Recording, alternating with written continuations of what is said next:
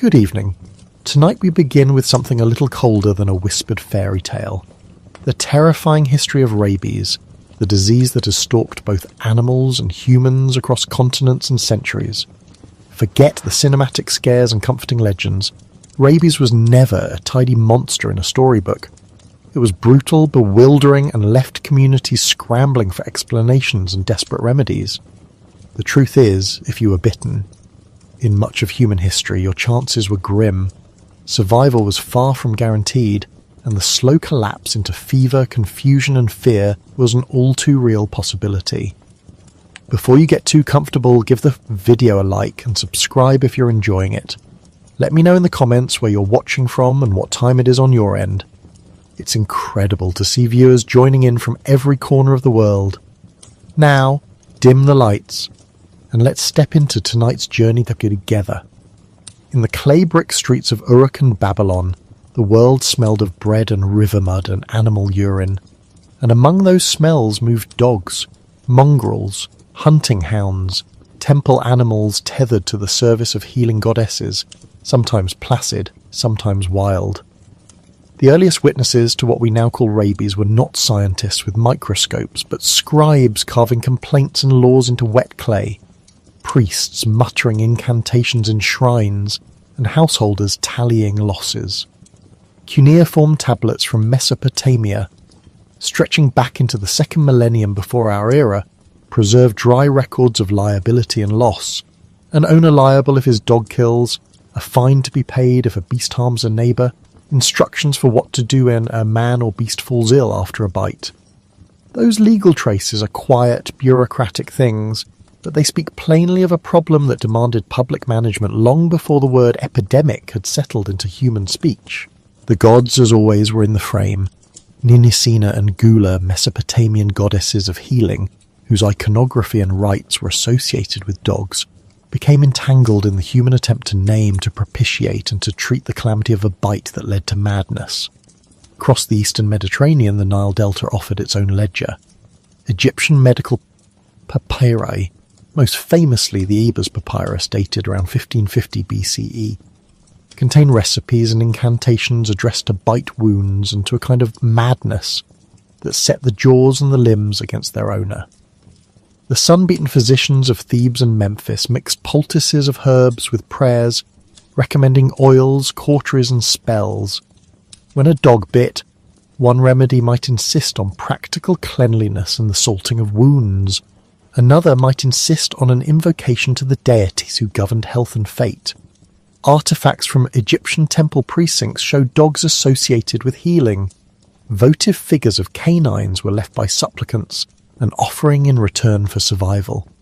There was observation here, wounds that festered, men who changed after a bite. But it was braided intimately with ritual.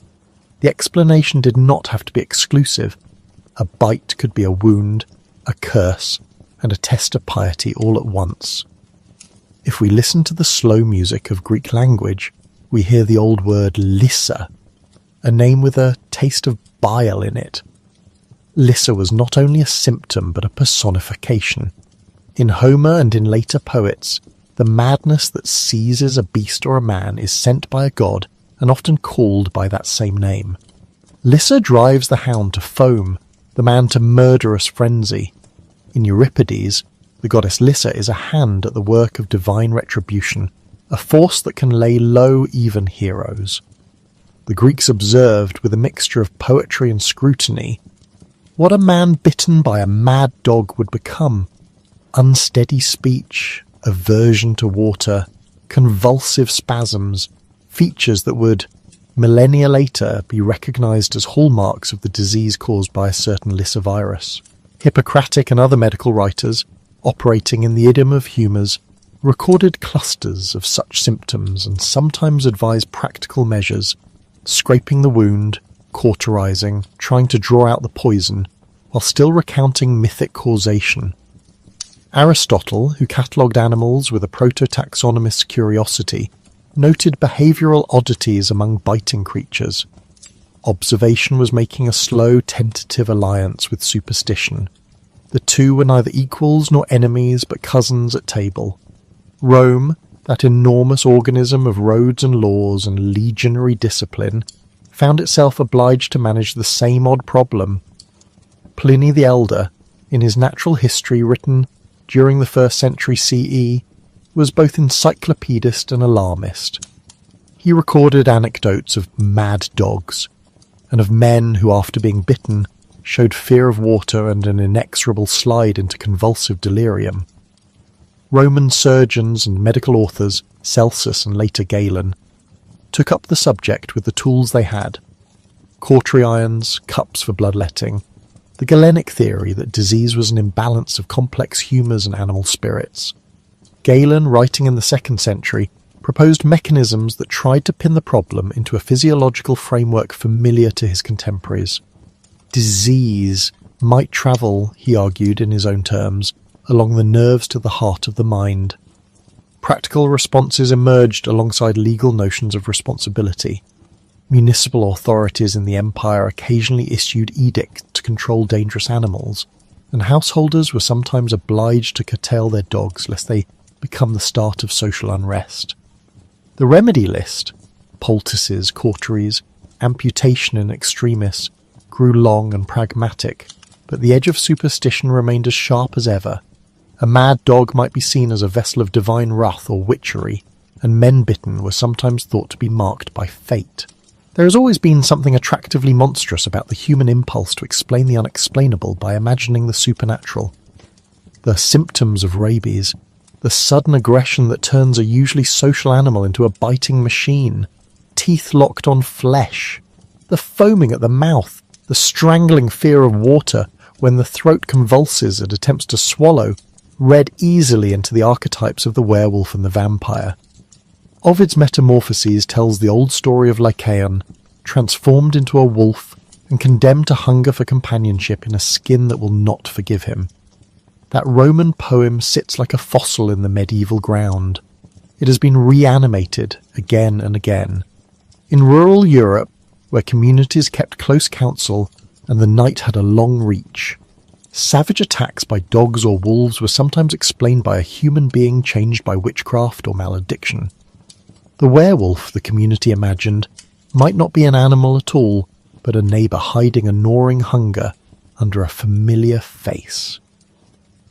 When children vanished or the livestock was found torn, the suspicion could fasten on a person next door who'd been behaving oddly. The same array of behaviours that could result from mental illness, from epilepsy, or indeed from infection, could be read through a cultural lens that expected the supernatural. The earliest modern werewolf trials, which flare in our records in the 16th and 17th centuries, show how these readings could turn juridical. In the region of Dole in Franche-Comté in 1573, a man named Gilles Garnier was accused, tried and executed for being a werewolf after a string of attacks on children. His confession, extorted, unreliable, soaked in the language of possession, was recorded by local authorities. In Germany, around the same era, the case of Peter Stump, often dated to 1589 in Bedburg, reads like the darkest of folklore given court form. Testimony about nightly transformations, pâtés made from children's flesh, and a government keen to dramatise moral lessons. Whether any of these accused were actually sick with rabies is unknowable. What is clear is that the imagery of biting and blood and the social panic attached to it overlapped with popular understandings of the disease. The result was a strange double violence, against animals believed to be vectors, and against humans believed to be carriers of a moral contagion. Further east, where the Slavic world held different patterns of folk belief, the figure of the vampire began to form from motifs that can be read, with some plausibility, as responses to the same fears.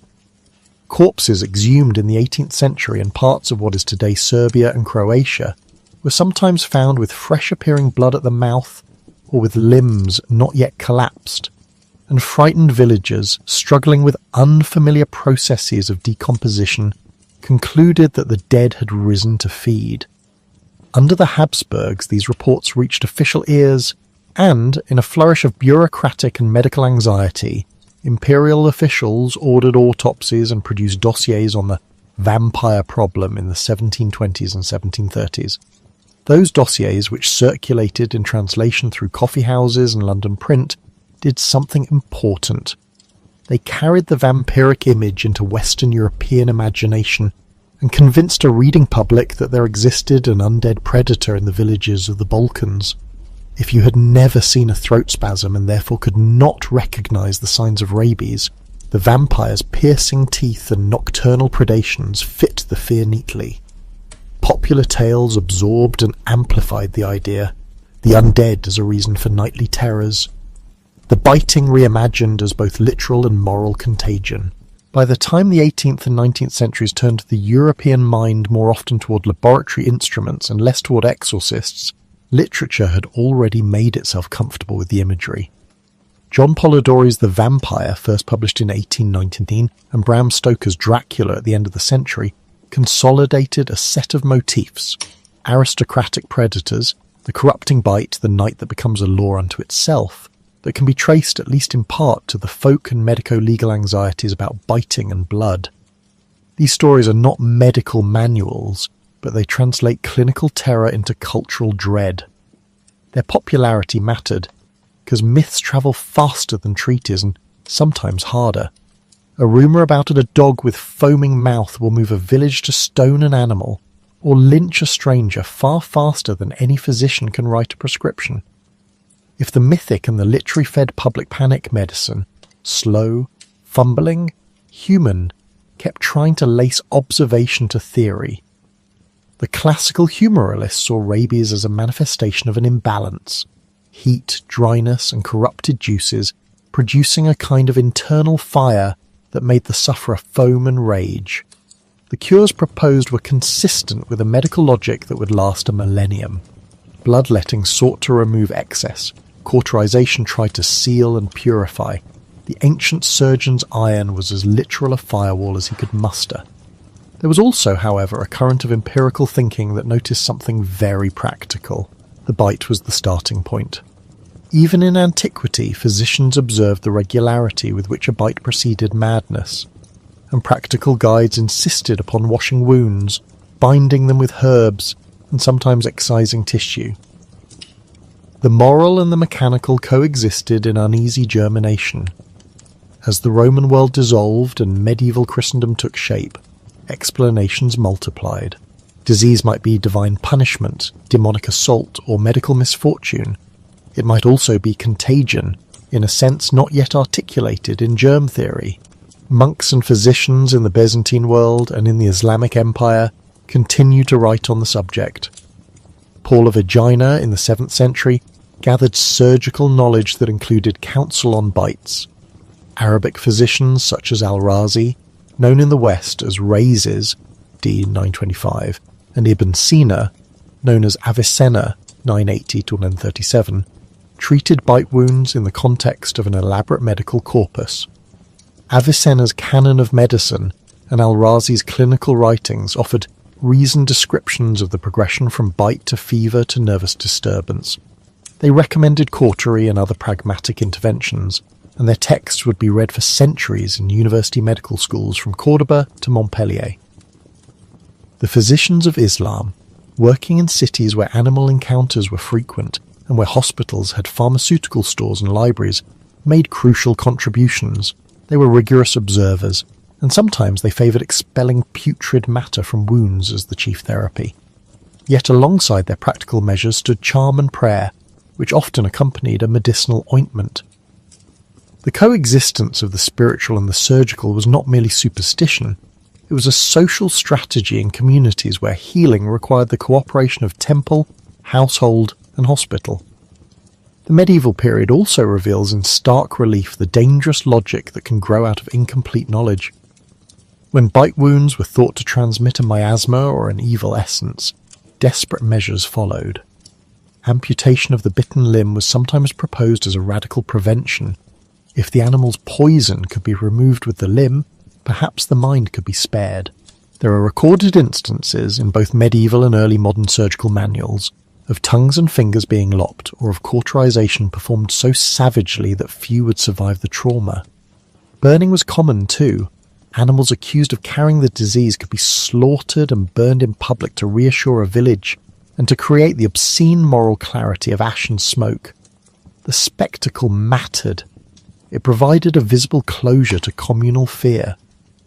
At the cusp of the Renaissance, European surgeons like Ambroise Paré through 1510 to 1590, who had himself served on French battlefields and written with bracing common sense, began to push back against some of the worst abuses. Paré criticised boiling oil as a primary treatment for wounds and advocated gentler dressings when they worked. He wrote about animal bites and favoured careful debridement and less brutal cauterization when it could be avoided. Yet even Paré and his contemporaries worked within a conceptual framework that had not yet disentangled the invisible agents that cause disease from the visible signs. The early modern period produced more systematic clinical observation. Physicians kept notebooks, surgeons recorded cases, and city officials documented the spread of fearful things. In 1546, Girolamo Fracastoro of Verona, writing in his De Contagione, proposed that disease could be spread by seeds, seminaria, which moved from person to person or via objects, an idea that would slowly fertilize the soil in which germ theory might later grow. Fracastoro's idea was protean and tentative, but it moved thinking away from pure imputation of sin toward a mechanism that could be tested. Yet centuries of error had also given rise to cultural procedures that were stubbornly resilient. Charms and folk cures persisted into the 19th century and sometimes beyond. Across Europe and the Ottoman lands, folk healers recommended salves made from herbs crushed with bread. In some places, the hair of the offending dog was taken and burned or buried in a prescribed way. In others, the patient was given potions or told to swallow bits of the animal that had bit them as a sympathetic cure. There is a tint of the grotesque in many of these remedies, and a kind of humility, an unscientific recourse to similarity and ritual when the world refused to be sensible. These cures had symbolic power. To consume something of the predator was to claim control, to domesticate the danger. They had, though, little to recommend them statistically. Religious ritual continued to play a role in healing and in hysteria. Priests and exorcists were often called to aid those who convulsed, and saints' shrines could become places of pilgrimage for those bitten. The medieval and early modern church could be both cruel and consoling. It presided over public executions of accused werewolves and conjured saints to intercede for the ill. At the same time, municipal authorities, municipalities with watchmen and bylaws, sometimes found themselves taking the most tactically effective measures they had, removing strays, impounding dogs, and issuing ordinances that made owners more accountable. The scope of response became a matter of governance as much as medicine. Not all physicians accepted the spiritual explanations.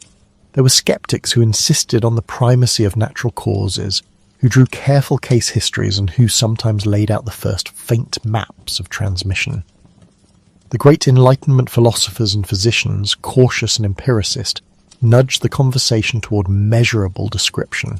In the British Isles, moving through the 17th and 18th centuries, physicians like Robert Witt took an interest in disorders of the nerves and attempted to separate hysteria from organic pathology. While he wrote primarily on nervous disorders, the climate of inquiry he participated in was one that demanded evidence. The great bold steps that would come in the 19th century, Pasteur and beyond, still lay ahead, but by then the medical profession had accumulated a mountain of messy case reports, surgical techniques and legal responses. Hospitals had organised casebooks, surgeons had accumulated instruments, municipalities had routines for dogs. This was not the slow accidental organisation of an epidemic, but the deliberate building of a societal response to a stubborn recurrent peril. There are small ironies in this long human history of fear and remedy. The same societies that prayed for miracles also catalogued symptoms. The same rulers who burned animals also legislated for animal control. The use of blunt instruments, irons, knives, fire, was sometimes the only technology available, and it offered, at the level of perception, a kind of victory. There is a darker irony. Many of the responses made sense if one believed that a visible locus of poison could be excised. That logic made visceral sense and occasionally saved lives through the limited means of wound hygiene or simple debridement, but more often it produced tragedy, disfigurement, infection, and the social shaming of victims who had done nothing but live. Through the centuries, what had at first been merely observation, someone bitten, someone else going mad, had been interpreted again and again within the prevailing worldview.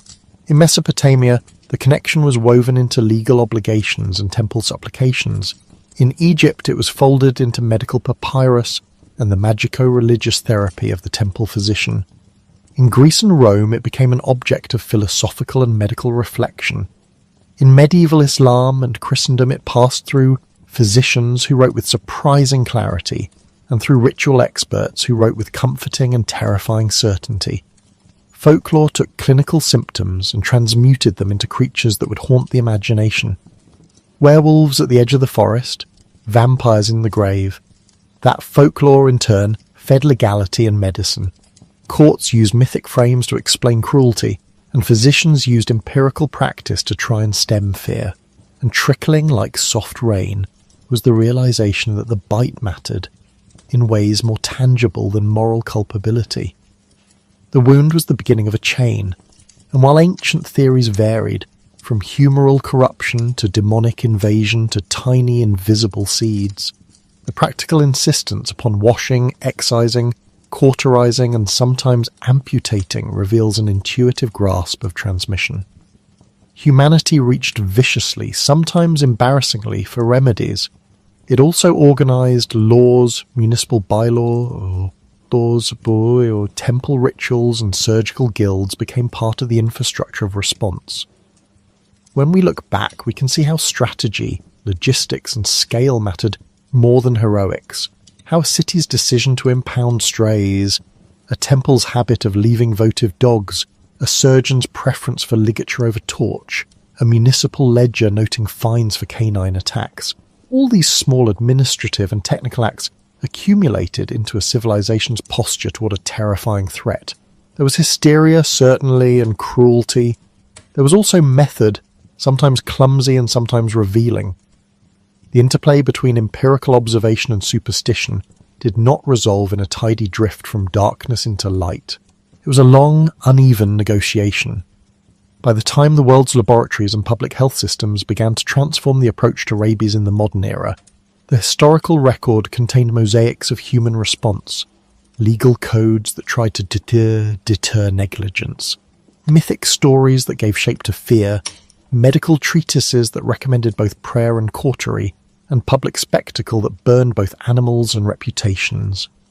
In bed at night, when the mind grows thin and the road outside is only moon and shadow, these stories of bite and law, of prayer and iron, of superstition and the first hesitant observations remain of a piece. The fear was ancient and the remedies were a patchwork, and through that patchwork one sees most strikingly the human desire to name the nameless, to bind the wildness with words and instruments and ritual. The disease provoked violence, but it also provoked institutions, courts, hospitals, treatises, public orders. Those institutions would, in later centuries, be the scaffolding for a scientific solution. For now, they reveal how communities chose to live with dread, and how they turned their limited tools toward the problem with the same stubborn resolve with which they fashioned bricks and baked bread. In the end, the history that passes from clay tablets and papyri through classical treatises, through folk tales of lupine men and blood-steeped corpses, and into the surgical logs of Renaissance barber surgeons, is a history of human meaning-making. It shows us the ways people marshal law, ritual, surgery, and story to defend themselves from something that moves quickly and unpredictably. A virus that turns familiar beings into threats. The ancients mixed observation with prayer because they had to. The medievals mixed cautery with exorcism because they did not yet know enough. The early moderns refined the tools and the language even as myth kept pressing at the borders of science. When dogs foamed at the mouth on the streets of Babylon or in the lanes of Thebes, when villagers in the Balkans exhumed a corpse and recoiled at the sight of what they believed to be feeding marks, when a Roman physician cauterized a wound while a priest lit a candle, the same human question hovered above them all: how to keep the biters from biting, and how to keep the bitten from being lost. Cities have always had to make a decision about the animals that shared their streets, their alleys, their marketplaces and their fears, and nowhere was that decision harsher than where rabies came near. Long before microscopes and laboratories could name an enemy, towns and communes wrote the disease into law, not as a medical problem alone, but as a civic one, a threat to order, commerce, and the neat geometry of urban life. In the narrow lanes of medieval Italy, the cobbles knew the scrape of muzzles and the creak of carts carrying bodies. In the timbered boroughs of England, the cry of the dog catcher mingled with the bell of the parish. Municipal ordinances, many of them pragmatic, some draconian, grew up wherever people lived close to animals, and the lesson quickly hardened into custom. If a dog acted strangely, it was not merely an infected creature, it was an insult to the city's authority, and to the fragile peace that made markets hum and guilds prosper. From Florence to Lubeck, medieval communes kept registers. They fined owners and sometimes ordered the killing of strays. Town charters and statutes drafted by burghers who feared for their children and their trade routes often contained clauses that would strike a modern reader as both sensible and cruel. Dogs had to be kept or otherwise impounded. Those that wandered or showed unprovoked aggression might be trapped and destroyed. A bite could trigger an inquiry not only by a surgeon but by a town council. In the absence of rapid medical knowledge, the legal apparatus stood in for diagnosis, and it was merciless. The rationale was both sanitary and symbolically performative, to show that law held dominion over the unruly animal world as well as over human miscreants. Wolves and stray dogs were slaughtered not only because they could harm, but because their public death comforted a populace that needed to see danger felled. Those patterns hardened in early modern Europe. As cities grew, as port towns throbbed with commerce, and as nation-states began to think in centralised terms about safety, the machinery of civic control matured. Paris in the 18th and 19th centuries kept registers of stray dogs. Municipal dog catchers were paid to sweep the arrondissements and bring back animals for inspection. London, during the same centuries of rapid urban expansion, employed officers to seize loose dogs and impose fines on cowardly owners.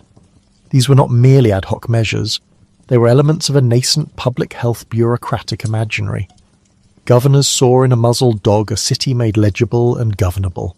The muzzles themselves became emblems, leather and wire, that said, in effect, "We will not allow the wild to invade the market." The language of legislation often made an uneasy but telling alliance between public health and social discipline. Muzzling ordinances told a deeper story than the control of bites. They told the poor that their animals, and therefore their liberty, were conditional on compliance. They told minorities and transient workers that their dogs could be seized and destroyed without much ceremony. When authorities sanctioned the systematic killing of feral animals, they were also, in many places, sanctioning broader hierarchies. The dog catcher had a surprising amount of power. The statistical register of dead animals became an instrument of municipal authority, and controlling animals was a first step toward policing the bodies of the city's most vulnerable inhabitants. Fear translated into policy in sharper ways when panic seized a population. Mad dog campaigns in the 19th century read like military mobilizations, proclamations issued from town halls, appointed officers given the right to enter gardens and cellars, and bounties posted on the heads of animals. In the Austrian Atean and German lands, outbreaks of canine rabies in the early 1800s prompted coordinated municipal drives. Strays were rounded up with nets, and entire litters were sometimes killed to remove threat. Similar scenes unfolded in colonial cities, where European administrators faced unfamiliar ecologies, and the anxiety of disease became bound up with the anxieties of empire. In British India, for instance, the sight of packs of dogs running the bazaars could spark telegrams to the colonial secretariat. Orders followed, and with them the complicated politics of whose property would be taken and whose animal lives would be regarded as dispensable.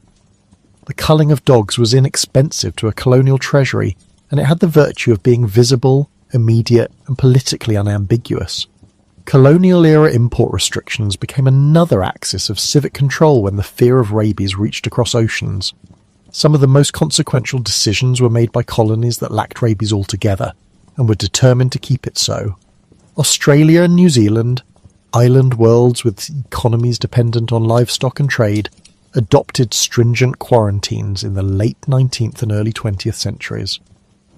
Australia's Quarantine Act of 1908, for example, formalised powers that had long been exercised.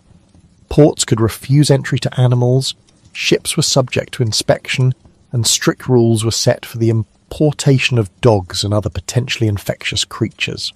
The politics behind these laws were as much about preserving export markets and settler confidence as about preventing a zoonosis. The colonists framed rabies as a threat to their agricultural future and to the delicate social order that sustained settler life. New Zealand, which has since remained rabies-free, constructed a similar bulwark of regulations and customs controls, making the transport of companion animals an expensive and elaborate business. The leash in practice became an entry permit. The logistic machinery required to enforce these policies was large and sometimes ugly. Culling at scale meant funding for dog pounds, paying men to bait and trap, and establishing disposal systems. Quarantine required boarding facilities, veterinary officers, and protocols for inspection and certification, a whole small architecture of control. Municipal budgets shifted to meet the need. Municipal administrators recalibrated priorities. In some towns, money diverted from street paving went to the construction of kennels and to the salaries of the men who would patrol at night with torches. In other instances, governments experimented with bounties as cheap ways to reduce numbers. Citizens were encouraged with coin to turn in animals, dead or alive, and a market in such bounty hunting emerged, sometimes producing fraudulent claims and sometimes violent overreach. The efficiency of markets and the bluntness of public policy combined, and the street-level arithmetic of disease control became a moral arithmetic as well. Whose animal was worth saving, and who would pay? Ethical tensions followed closely. The culling of strays, while often justified as necessary, raised questions about stewardship and the responsibilities of owners. Who in a city was responsible for an animal's actions when owners were poor, transient, or absent? The laws that tried to make owners accountable sometimes ended up criminalising poverty.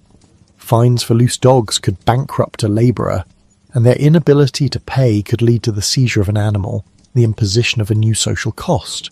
And then there was the method of enforcement itself. Entering a private yard to seize a dog could mean breaking down a gate. Killing an animal could be performed publicly as a spectacle meant to reassure. But spectacle and reassurance did not erase grief. Pet keeping even then carried emotional weight, and municipal aggression could be experienced as an attack on personal life and dignity.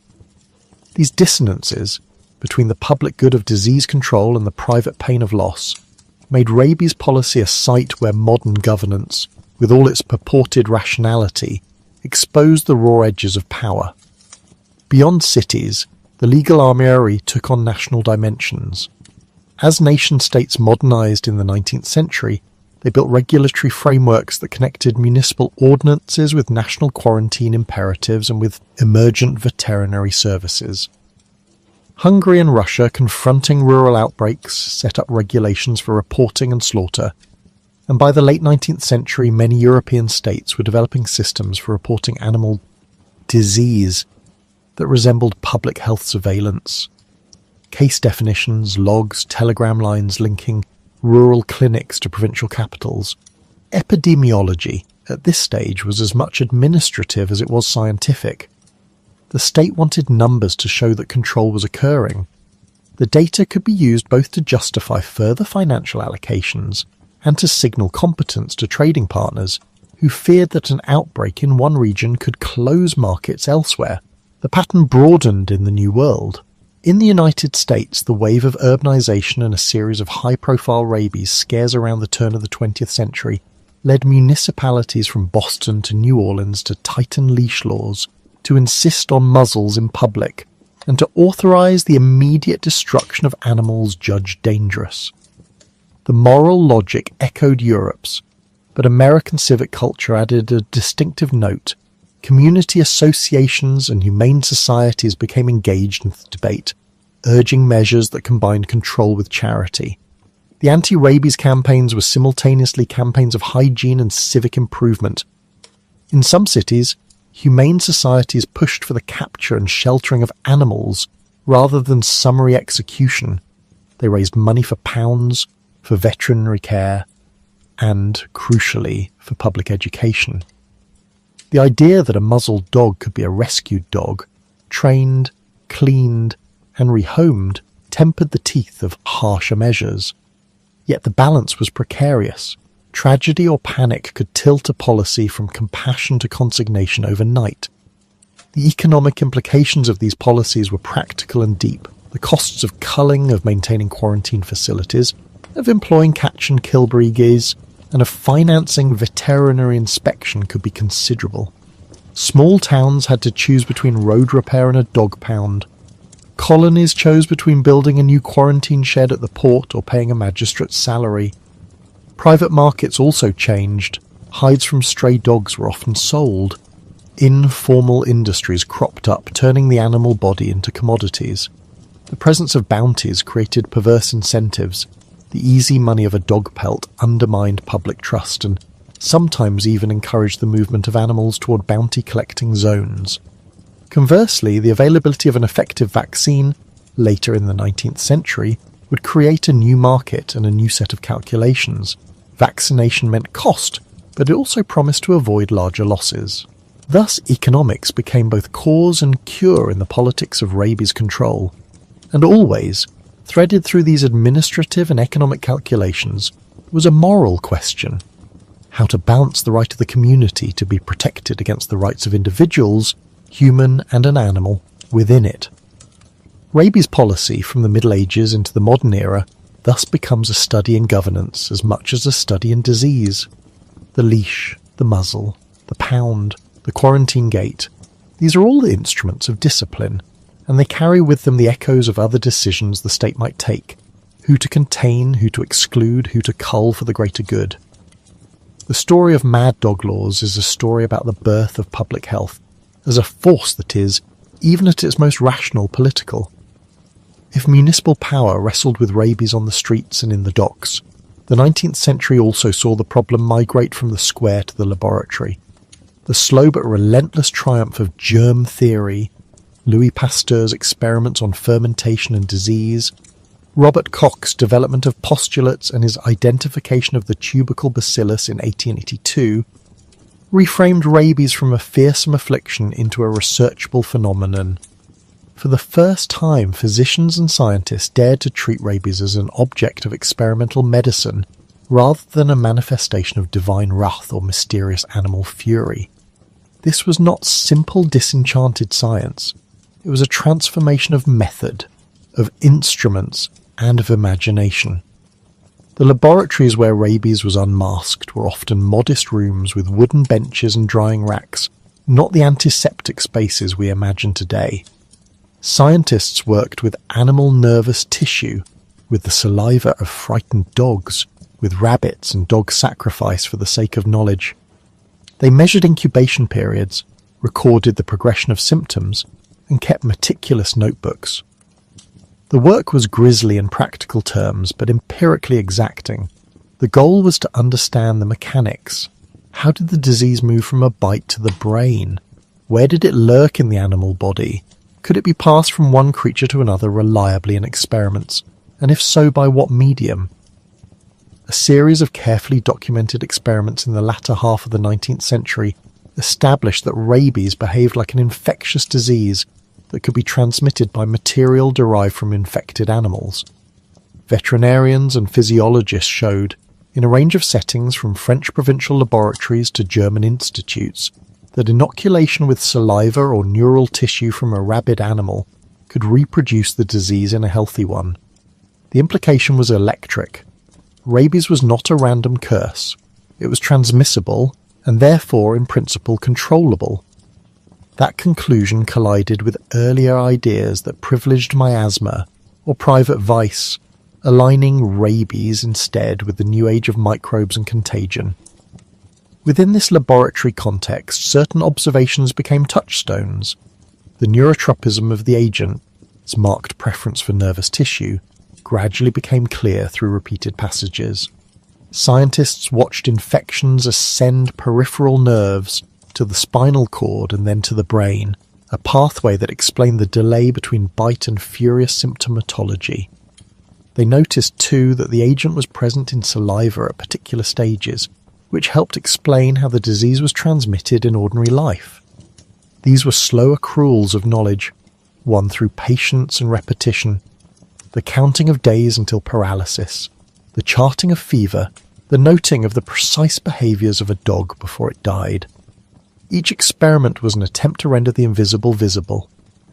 A landmark of diagnostic pathology arrived in the early years of the 20th century when an Italian pathologist, Adelchi Negri, described distinct intracytoplasmic inclusions in the neurons of animals that had died of rabies. First reported in 1903, these Negri bodies, small rounded inclusions in Purkinje cells of the cerebellum and in hippocampal neurons, became for decades a pathognomonic marker for rabies infection. They were microscopic signatures. Find a Negri body in the brain and you had, in the era before molecular tests, a strong indication that rabies was present. For pathologists across Europe and America, the discovery created a practical diagnostic test for a disease that otherwise left few reliable ante-mortem signs. It brought a grim kind of aesthetic to the post-mortem table. The tiny pale pearling of infected neurons under a microscope. The identity of the agent itself remained controversial for a time. Some investigators suggested it was a toxin. Others argued for a living organism. The dawn of virology, itself made possible by the increasing use of filters that could separate bacteria from smaller entities, shifted thinking decisively. By the early 20th century, rabies was incorporated into the category of filterable, and therefore viral, agents. This was a conceptual leap. The term virus moved from its older usage, meaning poison, into a modern sense as a submicroscopic infectious particle. The acceptance of rabies as viral placed it within the same family of problems as the tobacco mosaic virus and, later, as influenza. It rendered the disease comprehensible to a new suite of laboratory methods. That classification was refined over decades. By mid-20th century, virologists would show the rabies agent's shape under electron microscope, a characteristic bullet-like virion, and genetic studies in the later 20th century would place it conclusively within the genus Lyssavirus of the family Rhabdoviridae. Those taxonomic moves came long after the first laboratory triumphs, but they completed a journey as that began with the pragmatic experiments of the 19th century: observation, transmission studies, pathology, and finally molecular identification. Once taxonomy caught up, rabies could be mapped on phylogenetic trees compared to related viruses and situated within the broader ecology of viral disease. There were dissenters and controversies along the way. Some scientists resisted the notion of a single causative agent, pointing to the diversity of symptoms and the multiplicity of vectors. Others objected to some of the methods used in experimentation, in particular to serial passage in animals, and to the sacrifice of large numbers of rabbits, a practice that, even then, drew criticism from emerging animal welfare advocates. But the dominant current of research, particularly in laboratories influenced by Pasteurism and Kochism, pushed relentlessly toward a model in which experimental repetition and controlled infection would reveal the structure of disease. That experimental ethic had moral costs: the death of animals, the use of vulnerable human subjects in early trials, and those costs would fuel later debates about scientific responsibility and the limits of intervention. Into that contentious laboratory theatre stepped Louis Pasteur with a proposal that would change the world's relationship to rabies, and in doing so, remake the expectations placed upon science. Pasteur, whose work on fermentation and on anthrax had already made him a household name in France and beyond, turned his attention in the 1880s to rabies, not because he was a clinician, but because he was a man of method seeking a problem he could solve with experimental manipulation. The key insight, or gambit, was to use the agent's dependence on neural tissue and to exploit a principle of attenuation. Weaken the pathogen so that it would induce immunity without causing fatal disease. The mechanism was simple in outline and grisly in detail. Pasteur and his collaborators infected rabbits with rabies, extracted the spinal cords, and then let them dry. Desiccation, they found, reduced virulence. A cord left to dry for a set number of days might no longer kill, but could still prime an immune response when introduced into a healthy animal.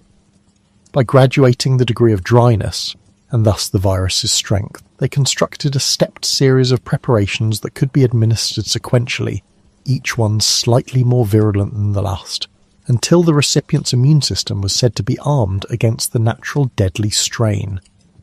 It was a crude form of attenuation by passage and by physical treatment, and it worked in experimental animals. The rest was the test of nerve and of ethics. In July 1885, Pasteur performed what has become one of the great dramas of medical history. A 9-year-old Alsatian boy, Joseph Meister, had been savagely bitten by a dog alleged to be rabid. His family, terrified, brought him to Pasteur's laboratory at 9 Rue d'Ulm, and the scientist, who was not a medical doctor, faced a choice. To do nothing was to consign the child, should rabies take hold, to certain death. To act was to place an untried approach upon a human being. Pasteur, assisted by physicians such as Dr. Joseph Grancher and Émile Roux, administered a course of injections derived from dried spinal cord. The boy survived. The public relief was instantaneous and immense. The young man's survival was read as a vindication of Pasteur's method, and as a demonstration that the laboratory could indeed save a human life faced with a classical inexorable illness. The case, however, was not a simple triumph of therapeutic genius. Contemporaries asked uncomfortable questions. Pasteur was a chemist, not a licensed physician. Did he have the right to place a child at risk?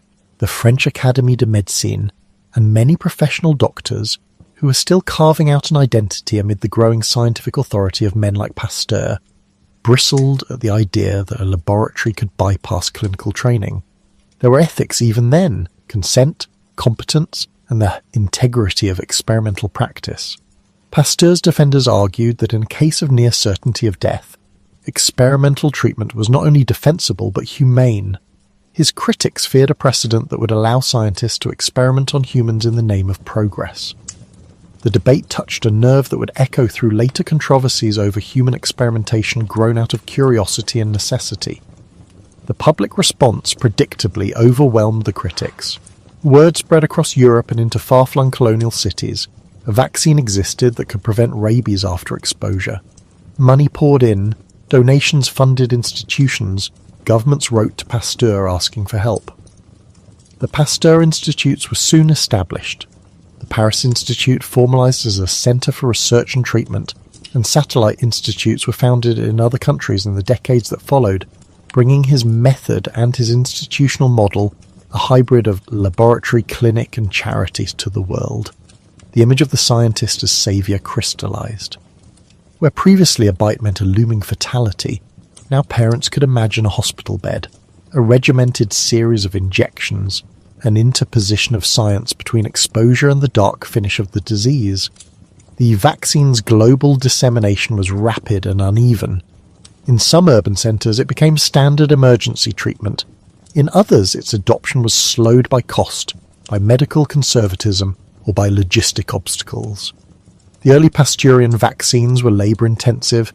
Rabbits had to be infected, their cords dried, preparations made and standardised. To scale up required animals, technicians, and centralised facilities.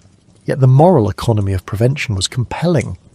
Municipal authorities that had previously relied on culling and muzzling found in vaccination an alternative that promised fewer spectacles of death and, over time, lower public costs.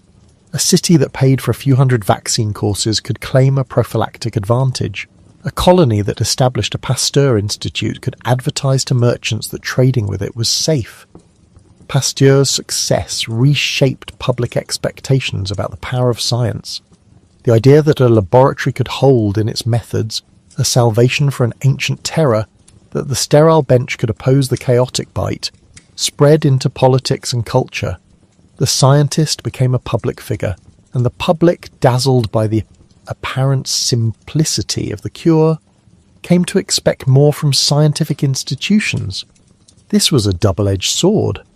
Trust in laboratories accelerated the funding of medical science, but it also created pressures that could lead to hasty experiments and to the paternal seizure of human bodies in the name of a greater good. Pasteur's gambit hence inaugurated not only a new technical capacity to control rabies, but also a set of ethical and social dilemmas about how and by whom such power should be exercised. Over the long arc of the 20th century, the crude spinal cord preparations that Pasteur pioneered would be replaced by safer, cell culture-based vaccines, and the world's management of rabies would shift from emergency responses to regularized public health strategies, routine vaccination of dogs in endemic countries, wildlife vaccination campaigns using bait-delivered vaccines in parts of Europe and North America, and systematic public education about avoiding exposure and seeking immediate treatment. But the landscape of expectations, the institutional architecture of Pasteur institutes, and the moral questions raised by human experimentation remained as legacies of that dramatic moment in the laboratory. What began on city streets with muzzles and municipal edicts had thus been reoriented toward a laboratory bench, where scientists weighed spinal cords on scales of days, not seasons. The Mad Dog laws had civilized the politics of fear. Pasteur's vaccine civilized the fear itself. Both solutions, the stick of the law and the syringe of the laboratory, carried costs and created new inequalities. The leash and the needle, each in its way, became instruments of power, the first to discipline bodies in public life, the second to discipline nature and to promise deliverance. And as the 20th century unfolded, people learned that neither instrument alone was enough. Prevention required the bureaucracy that muzzles had inaugurated, the laboratories that Pasteur had inspired, and a public willing to invest in both. The history so far is a lesson in the strange economy of safety. Fear makes law, law makes institutions, institutions create science, and science returns to transform the fears that gave it birth. The incubation of rabies has always had the feel of a secret kept too long. Weeks, sometimes months of ordinary life thinning into a hush before the storm. A child plays with a street dog in a Mediterranean courtyard. A hunter in the Caucasus brings home a fox bite during winter. A missionary in rural Bihar is scratched by a stray as she stoops to pick up a bundle. Nothing at first. The wound heals, the world resumes its textures and chores, and yet beneath the skin a tiny intruder edges along axons, taking the railway of nerves back toward the brain. This is what made rabies uncanny for centuries. Not that it struck swiftly, but that it struck after patience, after forgetting. Louis Pasteur, the man who would tie his name to salvation, wrote in the 1880s of the disease's peculiar timing, how it could smoulder in the body like an unlit candle and then flare. Joseph Meister, the 9-year-old boy he treated in Paris in July 1885, carried that pause in his memory before the vaccine did its work. For others, the pause ended in the most spectacular clinical catastrophe medicine has known. When the silence breaks, it does so with a small human list of complaints that could belong to any fever: malaise, headache, nausea, paresthesia at the sight of the bite, that curious crawling. Doctors in the 19th century noted these prodromal signs with the same clinical languor they applied to influenza or typhus. Then the central nervous system is invaded, and ordinary descriptions fail. The classical picture taught in medical schools and recorded in hospital casebooks is of the furious form, extreme agitation, hallucinations, and the now iconic hydrophobia. Patients seize at water with a maddened fear. They know they thirst, often can feel the liquid, and yet a reflexive spasm seizes the throat when a cup approaches the lips. The act of swallowing triggers painful constriction of the pharyngeal muscles, an involuntary laryngeal cough that is misread by lay observers as mere panic. Physicians, more blunt, described it as laryngospasm, the organism's cruel trick. Hypersalivation, the clinical trope of frothing at the mouth, is less a theatrical flourish than an autonomic storm. The salivary glands pour, sympathetic and parasympathetic centres misfire, and the patient becomes coated in a sheen that observers call foam. Convulsions come and go like waves. The delirium is vivid and often violent, a neurologic banquet that turns the sufferer into someone else.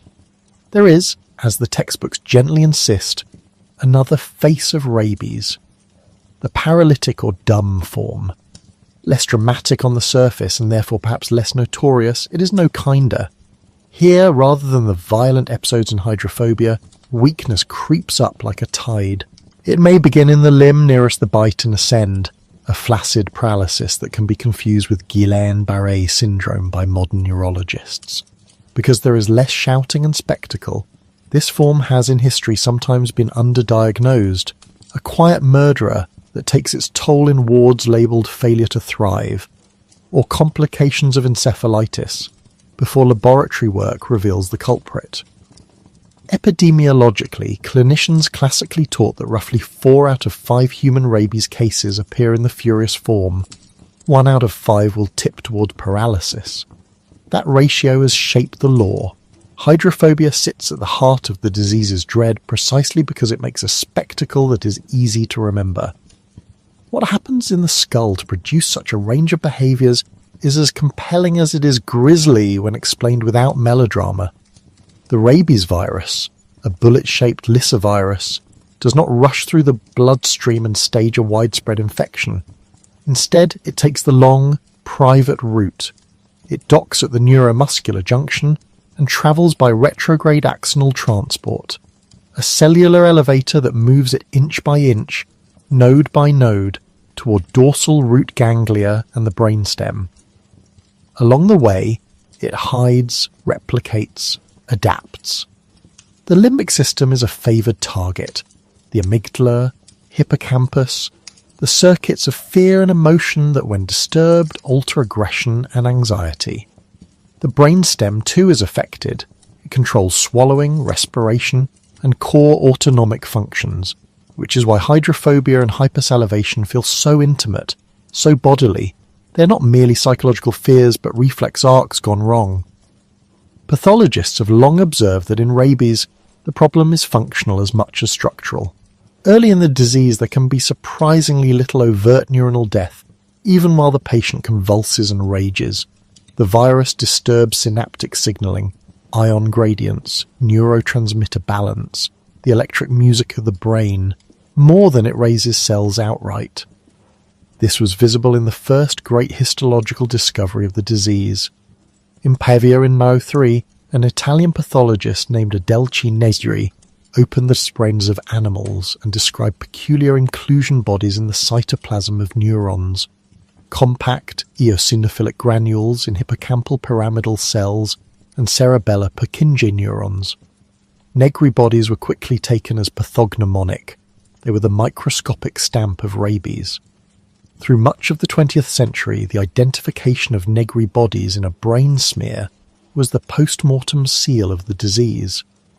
Later, more careful autopsy work refined the picture. Perivascular cuffing, immune cells pressed around vessels, and microglial activation, neuronal degeneration in scattered patterns, and a strange paucity of diffuse inflammatory destruction in some cases. It was as if the virus preferred to interrupt the conversation among neurons rather than burn down the room, and that interruption was catastrophic for the living person. Patient narratives make that catastrophe real in ways cold science cannot. In the archives of European hospitals and colonial medical stations, accounts pile up. The farmer in Romania who, bitten in the face by a shepherd's dog in 1892, returned to the clinic 2 months later with a dry throat and a smile he could not control. The missionary in late Victorian Ceylon whose medical note reads, with resigned brutality, refuses water, breathes through clenched teeth, fatal on day 5. Their medical charts document clinical rhythms, a day of sleepiness followed by sudden agitation, a night of screaming that is only intermittently relieved by sedatives. a final quieting as the body collapses into respiratory failure. Physicians of the era recorded the inevitability with a kind of learned sorrow. Once the brain was involved, hope for recovery was slender at best. We should not sentimentalize the inevitability. There have always been exceptions, not many, but enough to keep clinicians from abandoning attempts at aggressive care. The single most famous exception, which belongs more to the history of public health than to the clinical course of established disease, is the success of post-exposure vaccination instituted by Pasteur in 1885. Joseph Meister's bite was treated before symptoms, and the rabies that might have been never materialized. For those who developed the full symptomatic disease, however, the story remained bleak into the modern era. Death followed almost always within days to a few weeks of symptom onset. The crude mathematics of hospital mortality were stark. Once clinical rabies appears, survival is a statistical anomaly. That near inevitability is precisely what pushed clinicians and scientists to improve diagnostics. For generations, confirmation came only with autopsy, a calm, final verification in the chilled rooms of pathology departments. Negri's discovery provided the first reliable post-mortem test, but a deadly disease that kills so quickly when it declares itself demanded that we detect it earlier, while intervention might yet matter. In the middle of the 20th century, a technical leap made that possible: immunofluorescence. Albert H. Coons in Boston had developed the fluorescent antibody technique in the early 1940s, and by the 1950s and 1960s, laboratories in Europe and North America had adapted this method to rabies antigen detection. The direct fluorescent antibody test on brain impression smears became, almost overnight in laboratory years, the standard for rapid post-mortem diagnosis. A technician could, with the right reagents, see specific viral antigen glowing against a dark background. Within hours, an answer could be produced rather than days. That kind of temporal economy mattered not only for scientific curiosity, but for public health. If a dead dog that had bitten a child could be confirmed rabid in the morning, decisions about vaccinating exposed people and about quarantine measures could be made before noon. Yet the fluorescent antibody test, brilliant though it was, belonged to the post-mortem world. Detecting rabies in a living person posed additional challenges and required a subtler palette. Serology, measurements of neutralizing antibodies using techniques like the Rapid Fluorescent Focus Inhibition Test, RFIT, could tell whether someone had mounted an immune response, either to infection or to vaccination. Cerebrospinal fluid sometimes showed antibodies once the central nervous system was engaged. Corneal impressions, a delicate scraping of the corneal epithelium, could reveal antigen by fluorescent antibody. Nuchal skin biopsies taken from the hair-bearing skin at the back of the neck, where the virus often lodges in nerve endings, could be stained or tested for viral RNA. Then, toward the end of the 20th century, molecular biology arrived to rearrange the diagnostic deck. Kary Mullis's invention of the polymerase chain reaction in 1983 was, in ways he never intended, a turning point for infectious disease diagnosis.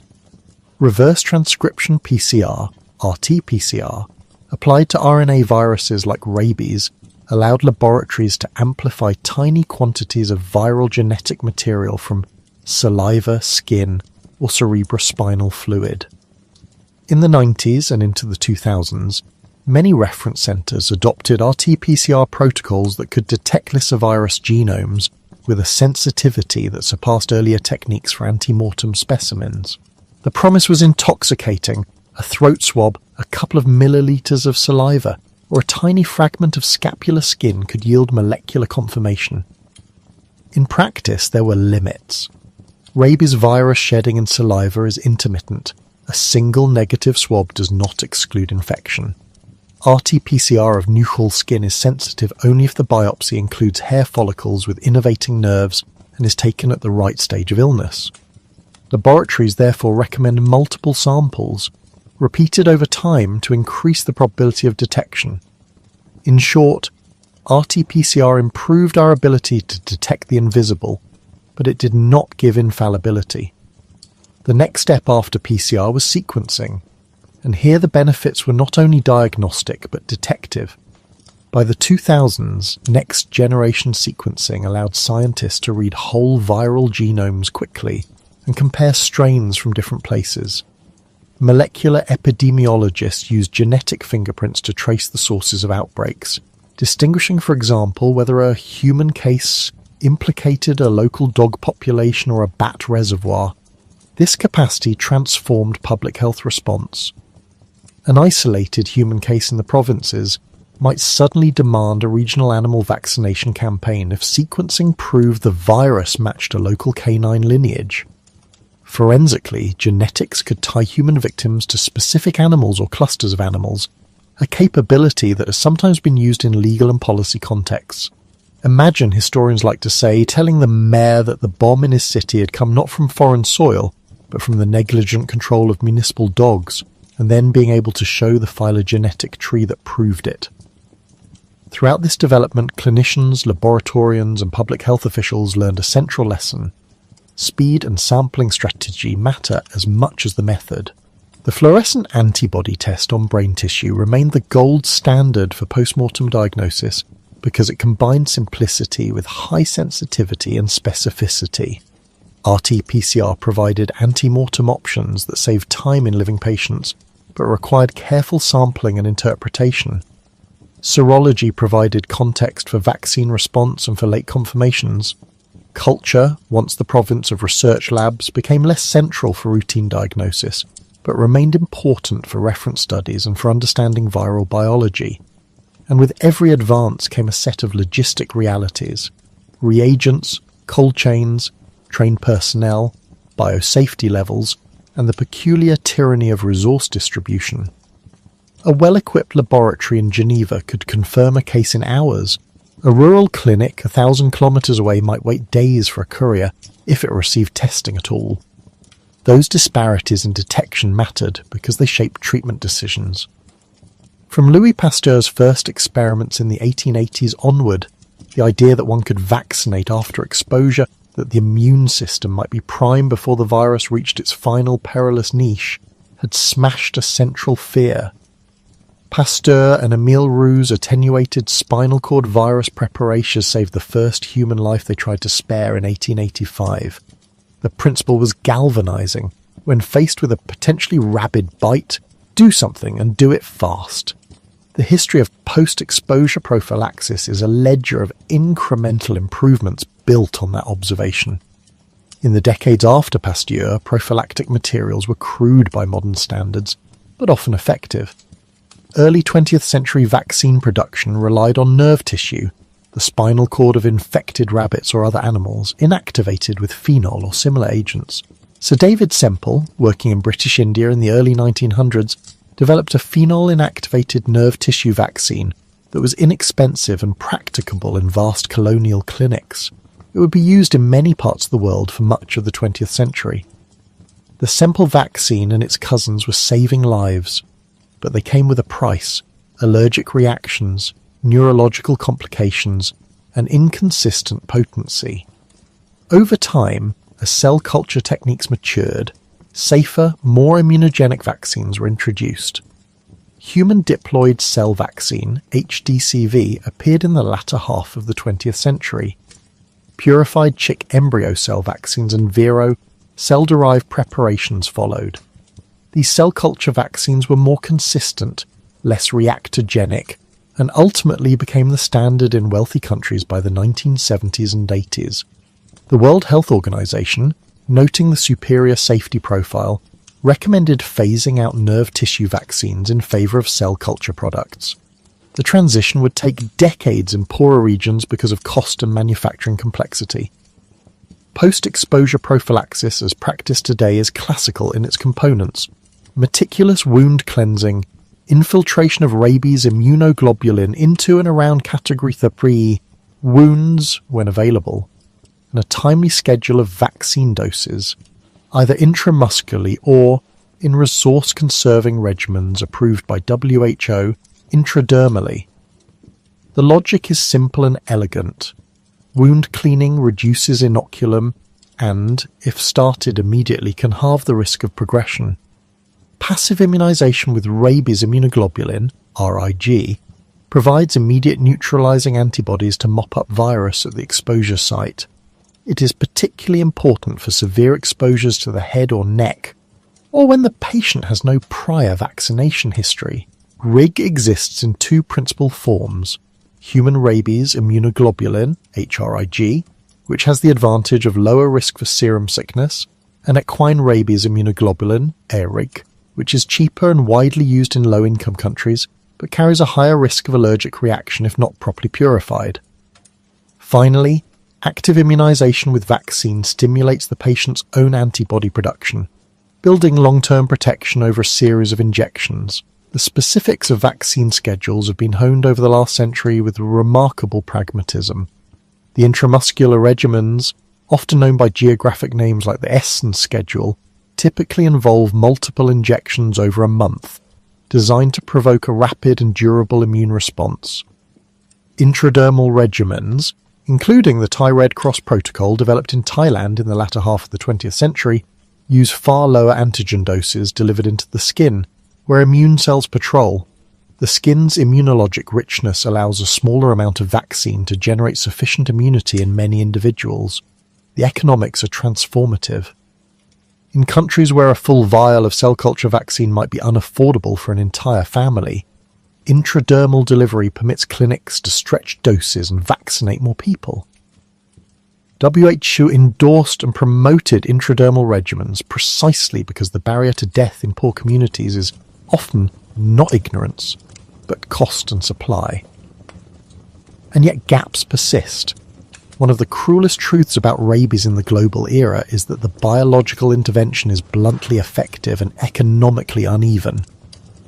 Modern cell culture vaccines and immunoglobulins cost money. Cold chains must be maintained. Clinics need trained staff who know how to administer intradermal injections and how to infiltrate RIG into wounds rather than merely giving it intramuscularly, where it cannot perform its localized function. In much of sub-Saharan Africa and South Asia, patients still present after bites without access to prompt PEP. The result is predictably tragic. While vaccines have eliminated canine-mediated human rabies in parts of Europe and the Americas over the last half-century, the disease continues to exact a toll in poorer regions. A widely cited estimate by Hampson and colleagues in 2015 put the global death toll at roughly 59,000 people a year, almost all in Africa and Asia. That statistic is not a mere number.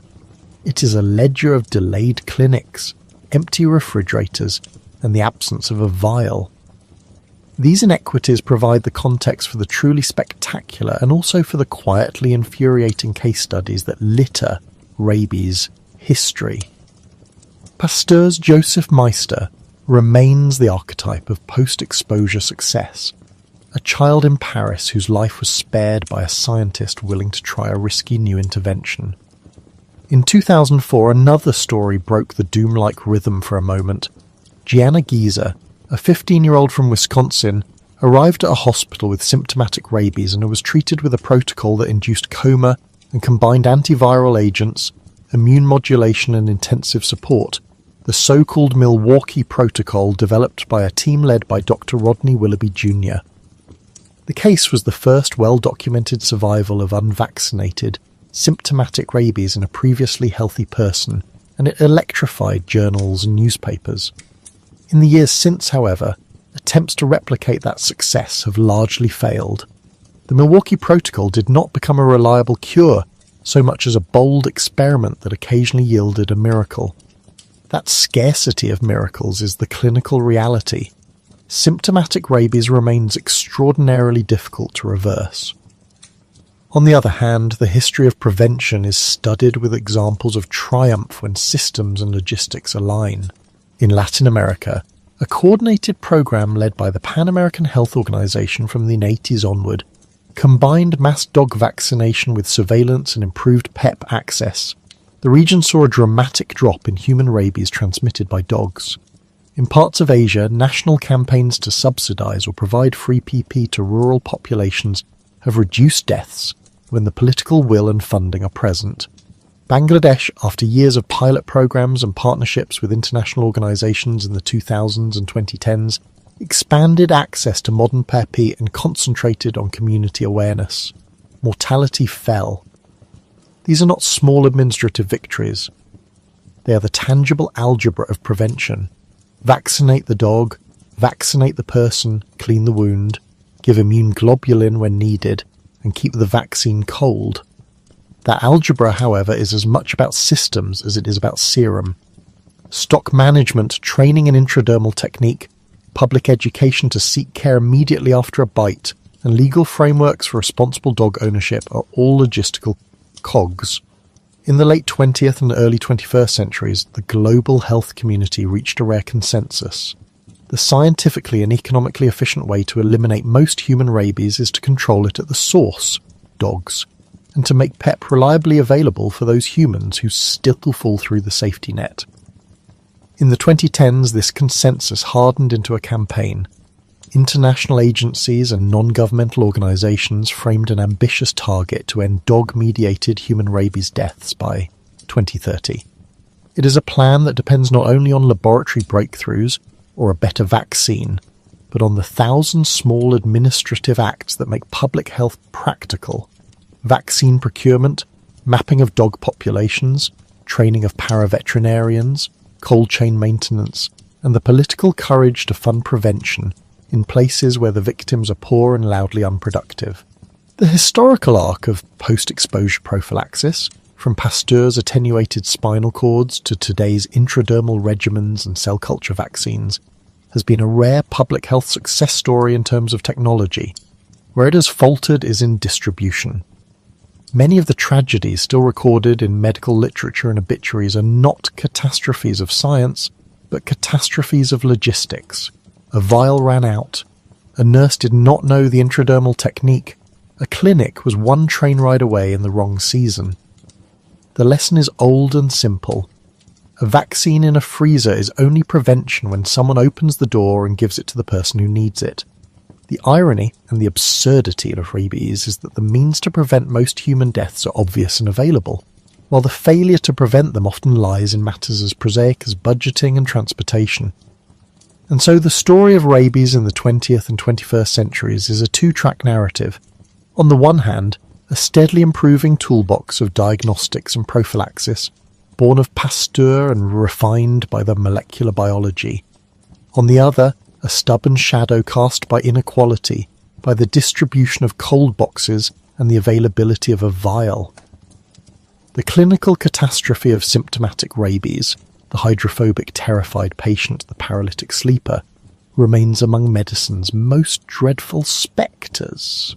The tools to prevent that catastrophe have been known for well over a century. The challenge now is not merely scientific, it is logistical, administrative and moral.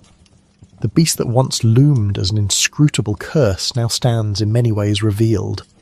It is time to treat it as the preventable misfortune it has become in so many places.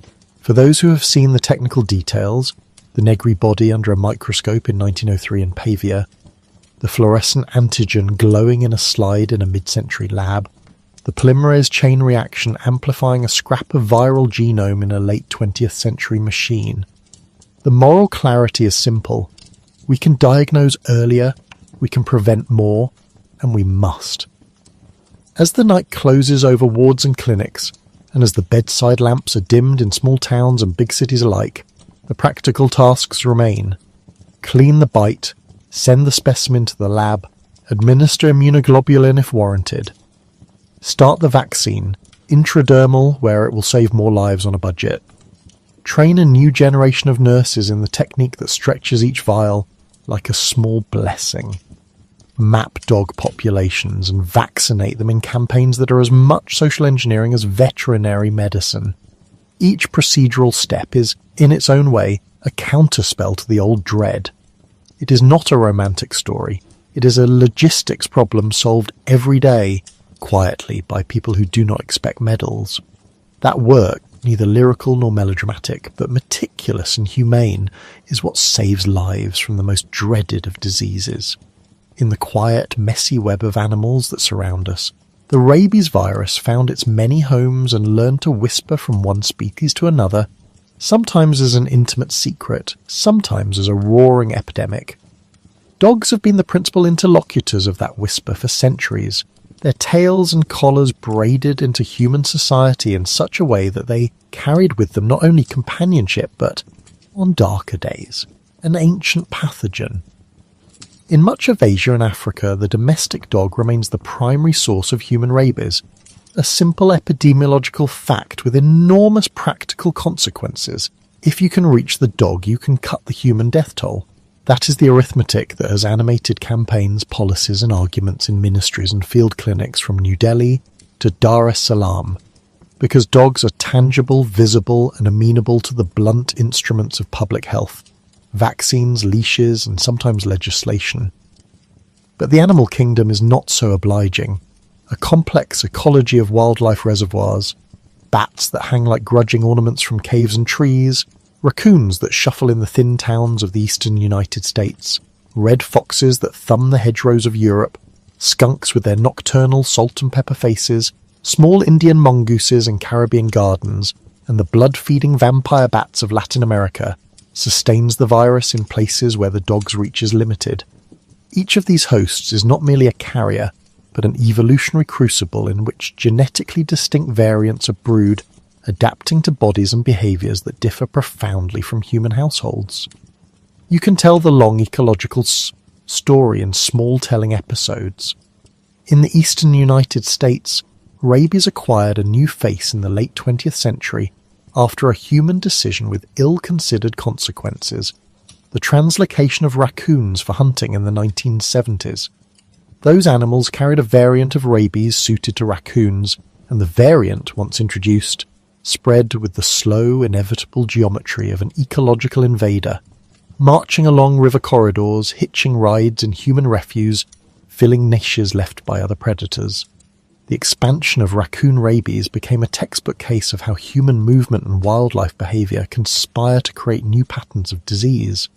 In Europe, the mid-20th century saw red foxes emerge as the principal reservoir in many regions, sustaining an epizootic that by the 1970s had become a major public health and agricultural nuisance. Up north, the Arctic fox keeps its own distant lineage alive across tundra and ice, and in the tropical Americas, Desmodus rotundus, the common vampire bat, makes livestock, and sometimes humans pay for stray nights, creating localized but persistent cycles of transmission that cannot be ignored by ministries of agriculture and commerce. Beneath these stories lies a genetic tectonics. Rabies virus is not a single unchanging thing, but a genus, virus, whose species and lineages have been shaped by centuries of association with particular hosts. Sequencing and phylogenetic studies, many led by laboratories like those of Paul Burhi in Paris and collaborators across the globe, have revealed elegant if troubling patterns. Canine rabies lineages spread with human trade and colonial expansion.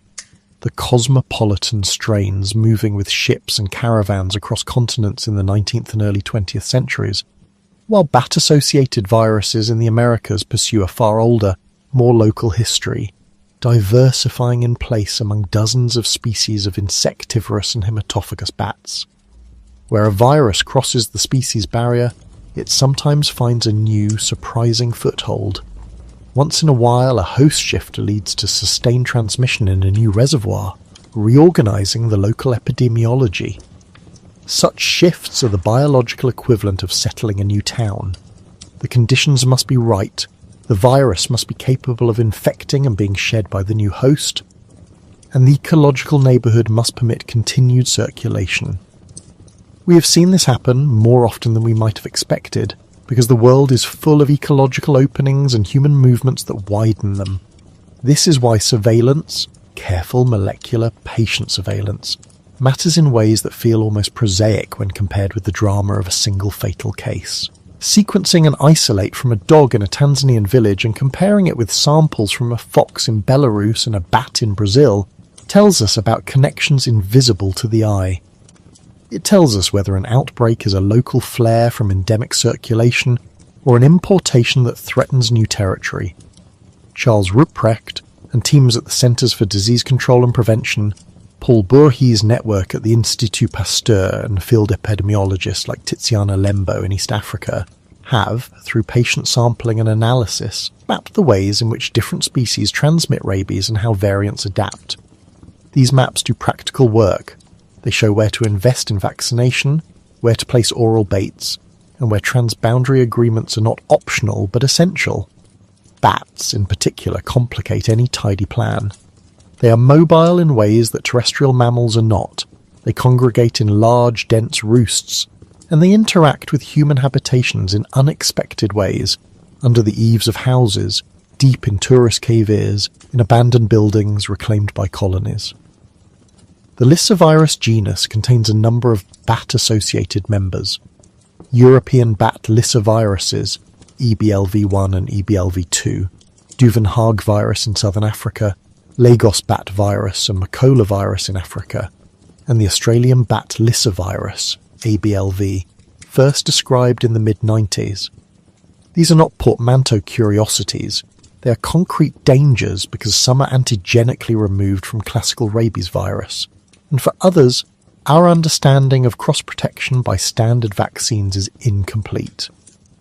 The technical language, phylogroups I and II antigenic distance, translates into a blunt public health truth. Not every lyssavirus conforms to the immunological envelope of the human vaccines we rely upon, and bat-borne lyssaviruses often arrive stealthily. A bat bite can be so small as to go unnoticed. A child finds a grounded bat and seeks to save it. Rescuers or splunkers handle bats and later present to clinics with non-specific symptoms.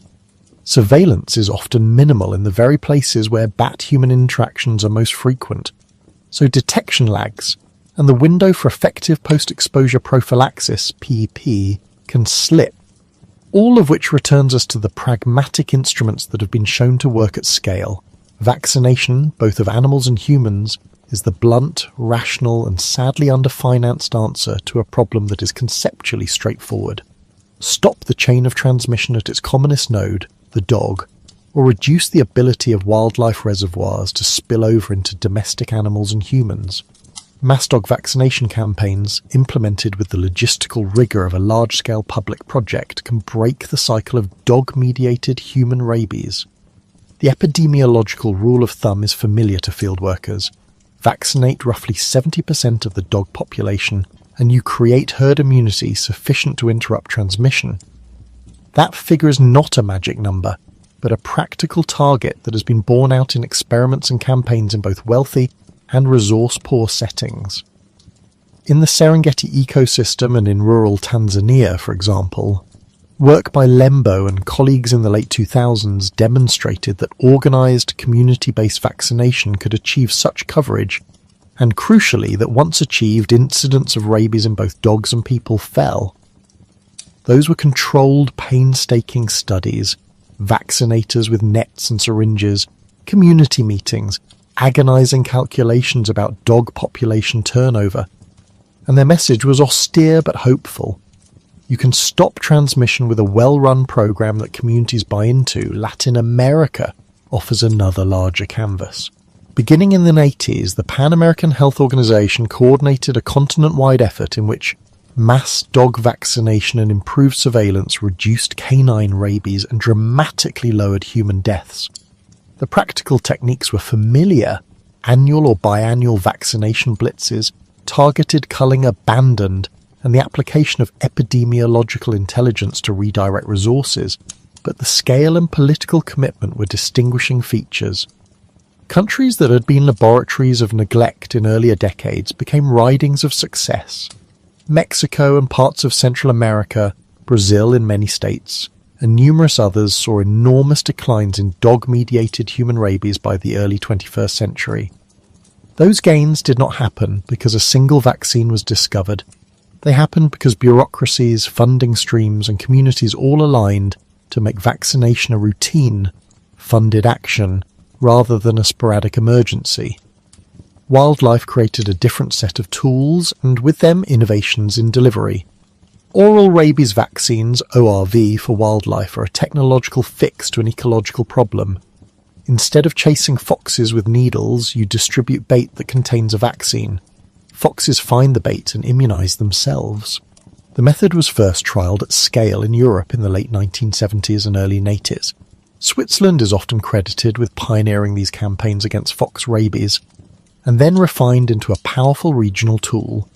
Baits are baited with attractants, sometimes fish or chicken flavours, and coated or designed to release a recombinant vaccine.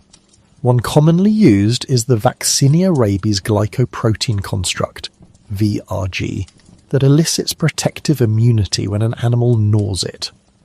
Aerial distribution from small planes or helicopters turns border regions into defensive belts. One nation's vaccination flights become a neighbour's buffer against an epizootic trying to cross a river or a mountain chain. In North America, ORV has been used to curtail the spread of raccoon rabies and to prevent spillover into previously rabies-free zones. There are limits, of course. ORV is logistically demanding, costly, and more suited to medium and large-scale orchestration than to ad hoc interventions.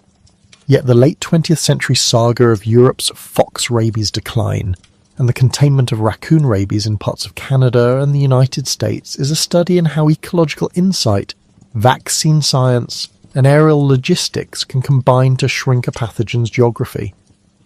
Where mass vaccination and wildlife strategies succeed, they often do so as part of an integrated One Health approach.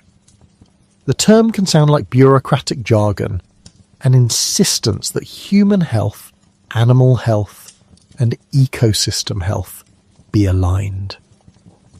Yet, in practice, One Health has been the precise explanation for why some programs work and others fail. When veterinary services, public health clinics, municipal governments, community leaders, and sometimes international NGOs coordinate, sharing data, resources, and personnel, vaccination coverage climbs and the number of treated human exposures drops. The Global Alliance for Rabies Control, the World Health Organization, the Food and Agriculture Organization, and the World Organization for Animal Health have all emphasized this model. In 2018, those bodies, along with partners, articulated the ambitious target known as 0 by 30, a goal to eliminate dog-mediated human rabies deaths by 2030. The goal is part moral claim, part logistical plan, vaccinate dogs, make PEP available and affordable, strengthen surveillance, and mobilize communities. The operational modalities of mass campaigns are where the romantic rhetoric meets the hard grind of logistics. There are lessons in the minutiae. A campaign that plans only one vaccination day in a community will miss dogs whose owners work or are elsewhere. Door-to-door campaigns are more costly but reach more animals.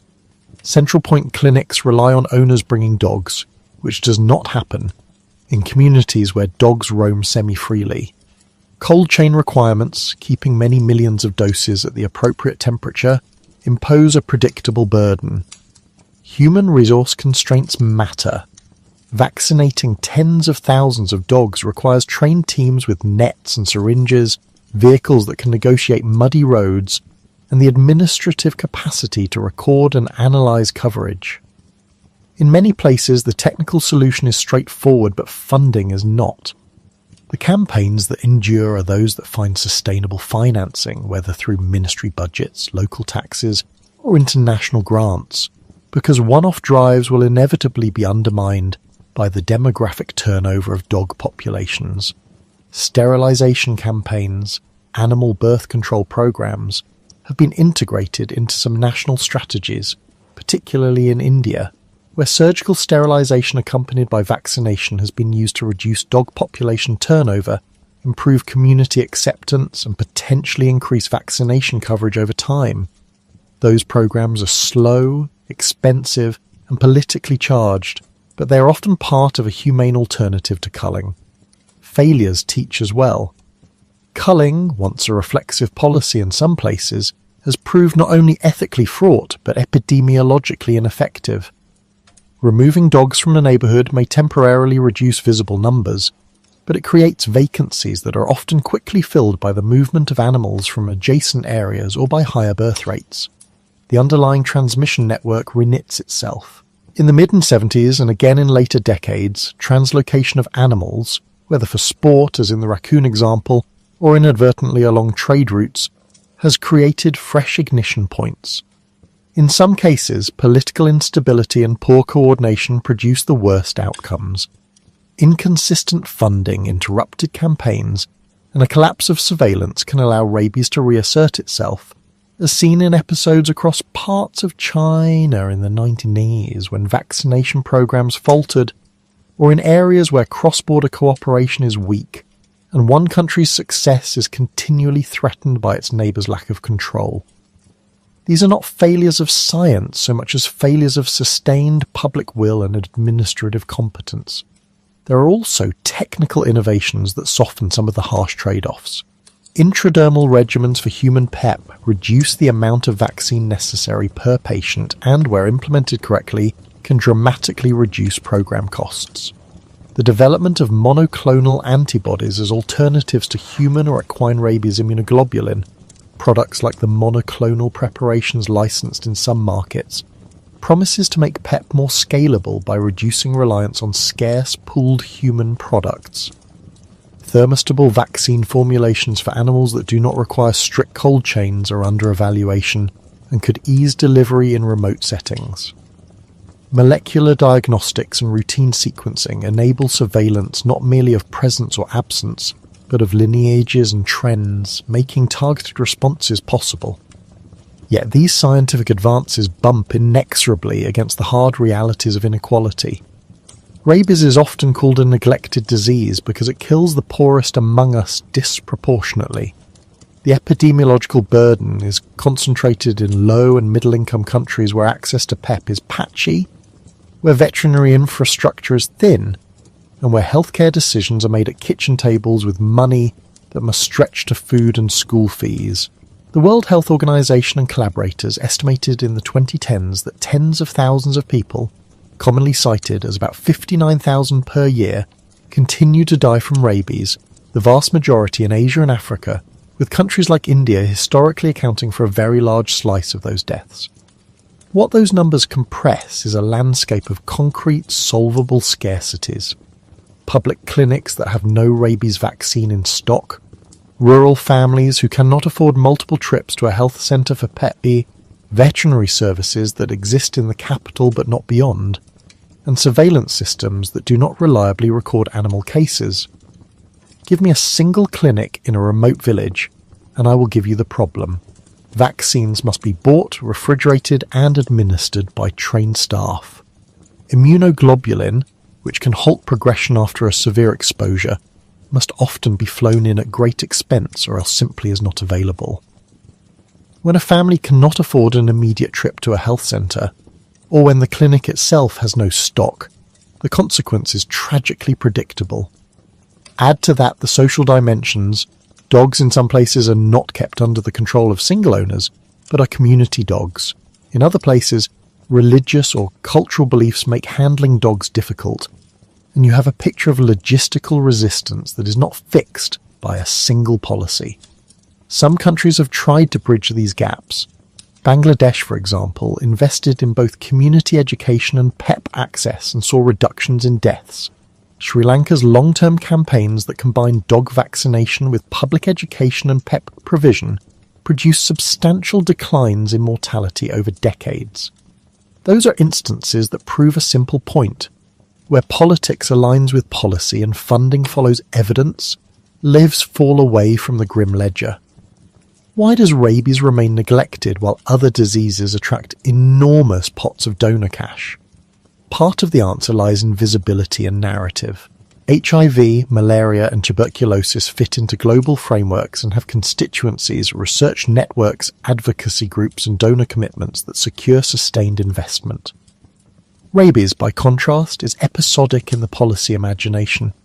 1,000 deaths scattered across rural districts do not magnetize media attention the way an epidemic in a city does. It is also cross-sectoral in a way that frustrates funding silos.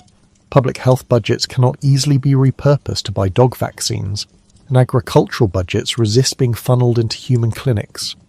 Donors, responding to political incentives and measurable short-term returns, prefer interventions that show fast, visible success and align with their strategic narratives.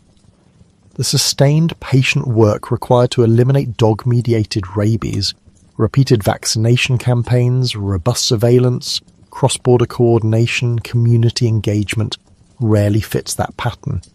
This is an essentially political problem as much as a scientific or logistical one. Take borders. No country is an island when it comes to dogs and wildlife. A province free of rabies across a river from uncontrolled territory is always at risk. Reinvasion is not merely possible but probable unless regional cooperation is in place. Or consider budget cycles. Ministries operate on annual appropriations, yet rabies elimination demands consistent funding over many years.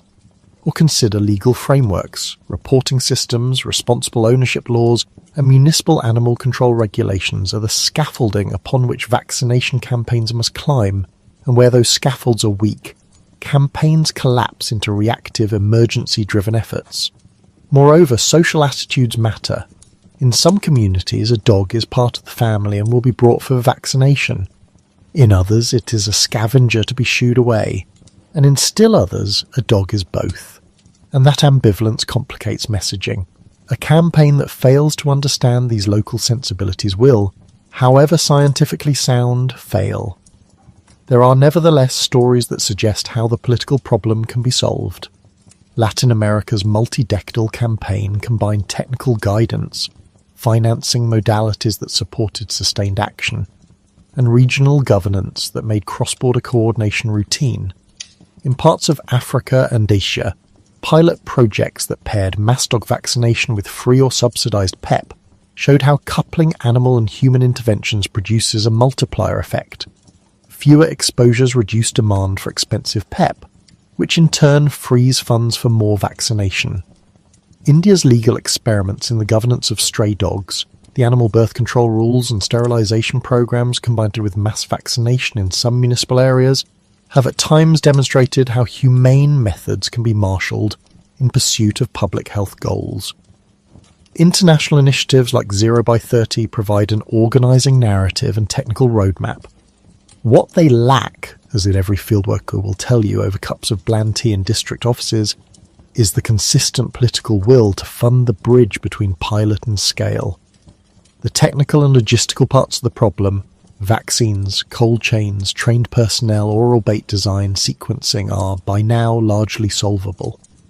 The core gap is governance and financing, sustained investment in veterinary services, robust surveillance systems, and integrated human-animal health programs deployed at the scale of contiguous epidemiological regions rather than at the caprice of local political cycles. It is a familiar paradox. The cheapest cure in human terms is to vaccinate dogs, yet the money to vaccinate dogs often comes from the same scarce pools that could instead buy expensive human PEP. The rational economic argument that dog vaccination is cost-effective and that, over time, it reduces the need for PEP has been made many times, with modelling and field data to support it. But rationality alone does not reorient budgets. Politics does. So the final scene is not one of heroic science overcoming nature in a single strike, nor is it the narrative of inevitable human failure against an ancient virus. It is instead a long, practical choreography. Planes drop baits that smell like fish and glitter among hedgerows. Teams of vaccinators move through villages at dawn. Nets whisper closed over reluctant necks. Cold boxes hiss with precious vials, and public health nurses teach mothers how to wash a wound and when to come for PEP. It is national budgets that sustain these rhythms and international coalitions that help when they do not. It is communities that accept or reject campaigns and whose daily choices determine whether the virus can find enough hosts to survive. Rabies persists where governance frays and where access is unequal. It retreats where the chain of transmission is understood and broken at its most common node.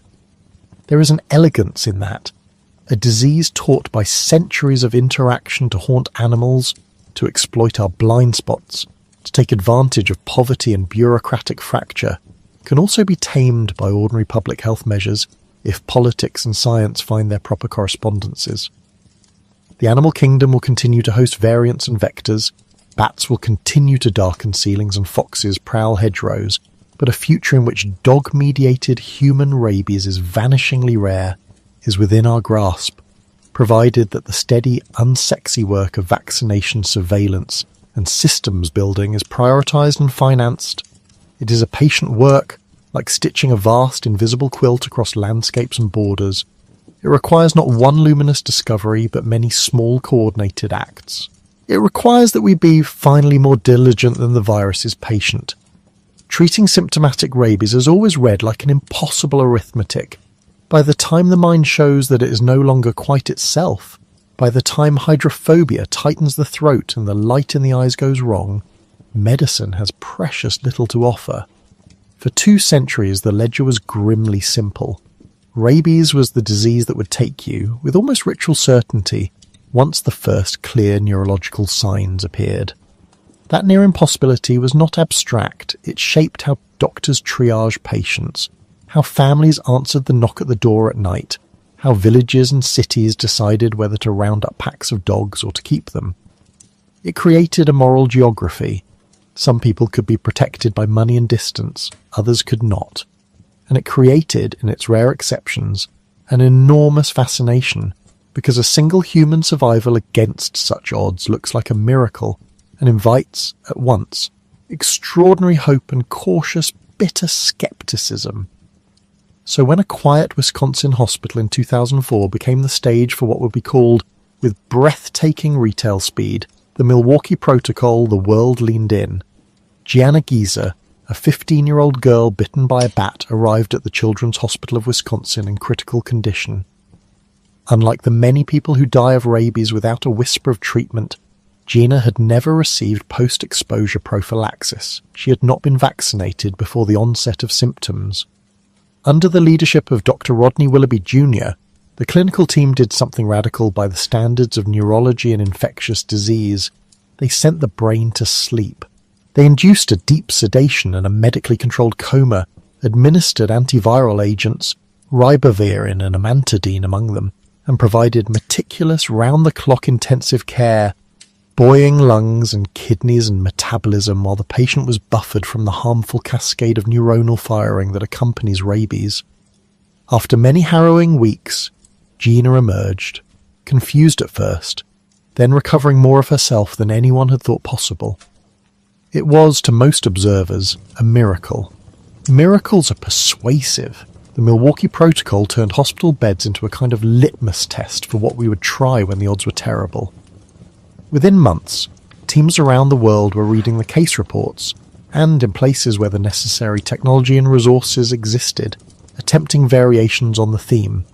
Ketamine and other sedatives were tried, antiviral cocktails were tweaked, supportive care was sustained for weeks or months. Each new attempt became an ethical drama as much as a clinical one. Families begged for the chance, clinicians argued about futility, magazines wrote breathless headlines, and grant makers watched for reproducible success. The reality that emerged over the following decade was neither simple triumph nor unrelenting failure. Dozens of reports described attempts to replicate the Milwaukee approach. A handful of patients indeed survived after aggressive experimental treatment. Yet systematic reviews and careful analyses, published in the medical literature in the years that followed, pulled the lens back and painted a more complicated picture. Successes were rare. Many of the survivors had been infected with bat-associated rabies virus variants, rather than the classical canine strains. In some cases, patients showed evidence of pre-existing or very early immune responses that likely influenced outcome. The correlation between the induced coma and survival was, at best, muddied by these cofactors. In short, the protocol could not be proven, with the data then available, to be the decisive variable that turned an almost certain death into life. That ambiguity produced not only scientific debate but profound ethical friction. On the one hand, there was the moral intuition that one must try, especially when the patient is a child and the tools, sedation, ventilation, antivirals, are in principle available. On the other hand, there was the hard arithmetic of intensive care, days and weeks of ventilator dependence, costly antiviral drugs used off-label, the need for nurses and specialists to sustain the bedside care that strangers in far corners of the world could not afford. There was the question of informed consent under the shadow of desperation. There was the problem of therapeutic misconception, where families equate experimentation with proven hope. And there was the global inequity that made the debate a moral indictment. In the very places where most rabies deaths happen, rural districts in India, parts of sub-Saharan Africa, there is no access to post-exposure vaccines and no intensive care units to offer the Milwaukee Protocol at all. To offer an intensive, experimental, resource-heavy therapy in a high-income hospital, and to deny even basic rabies immunization to those in low-income settings raises sharp questions about priorities and justice. Those tensions produced a spectrum of responses among clinicians and ethicists. Some argued that the protocol, even if imperfect, represented a duty of care. When survival is possible, one must try.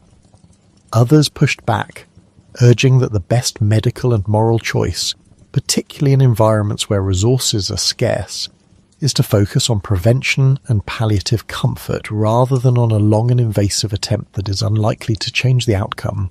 Many middle voices called for rigorous research rather than ad hoc improvisation, a hard thing to accomplish with a disease that is common, where resources are scarce and rare in the clinical settings, where trials can be run ethically and with oversight. Randomized trials, the gold standard for testing interventions, have been impractical and to some ethically problematic. Who would randomize a desperate family to comfort care in a scenario where there might be hope?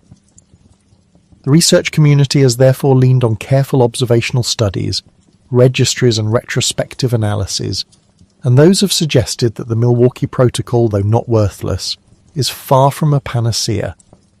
From the handful of survivors, however, medicine has extracted important lessons that are less dramatic than a coma, but potentially more powerful.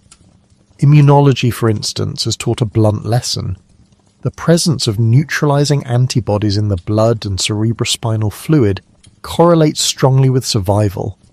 Patients who mounted an early humoral response, who had measurable virus-neutralizing antibodies within the central nervous system, did better than those who did not. That observation reframes the problem. If rabies were simply a matter of destroying the virus directly once it had entered the brain, many antiviral strategies might suffice. But the pattern suggests that the immune system's ability to produce the right kind of antibodies in the right compartments matters enormously. Survivors have therefore been studied as natural experiments in host defense, genetic predispositions, prior subclinical exposures, the particular viral variant that infected them. All these factors are being mapped, in the hope of finding clues for therapies that might tip the balance more reliably than a medically induced coma. Those clues point toward therapeutics that are more targeted and that bring us to the quiet revolution taking shape in laboratories and biotech incubators around the globe. The same resolute logic that has made monoclonal antibodies a staple in oncology and immunology is being applied to rabies. For decades, passive immunization after a high-risk bite depended on two imperfect and costly resources: human rabies immunoglobulin, harvested from plasma donors, and equine rabies immunoglobulin, produced from horse serum and associated with risk of allergic reactions. Supplies have always been limited, and costs have been prohibitive in many countries. Monoclonal antibodies, engineered to neutralize rabies virus glycoprotein with high specificity, promise to replace plasma-derived products with something more consistent, scalable, and, if production can be industrialized, cheaper. But the virus is a tricky object. It has antigenic diversity across geographic regions and among different host species. A single monoclonal antibody might neutralize one variant but not another. That is why modern candidates are not single antibodies but cocktails. 2, 3, or more monoclonals designed to bind distinct epitopes on the rabies glycoprotein, closing the avenues by which the virus could escape neutralization. Researchers have moved these cocktails into human trials. Small safety and immunogenicity studies have been completed in endemic regions, and in a few countries monoclonal products have achieved regulatory approval or conditional use. India, where the burden of dog-mediated rabies is high and the demand for passive immunisation acute, has been an especially active market for such innovations. The introduction of locally produced monoclonal products there has been followed by intense scrutiny. Are single antibody products adequate? Are cocktails necessary? The World Health Organization, along with global partners, has been explicit that cocktails that cover antigenic variability are preferable, and it has urged standardized testing to ensure that the new products provide broad protection. Other vaccine technologies have matured in adjacent arenas and now promise to reshape prevention in ways that would have seemed fantastical a generation ago. The oral vaccines that once seemed marginal, vaccine-laden baits dropped in fox territories, became in the late 20th century a public health triumph in parts of Europe and North America. The Vaccinia rabies glycoprotein recombinant vaccine, known in the field as VRG, was a vector vaccine placed into edible baits and distributed across landscapes to interrupt sylvatic cycles in red foxes, raccoons, and coyotes.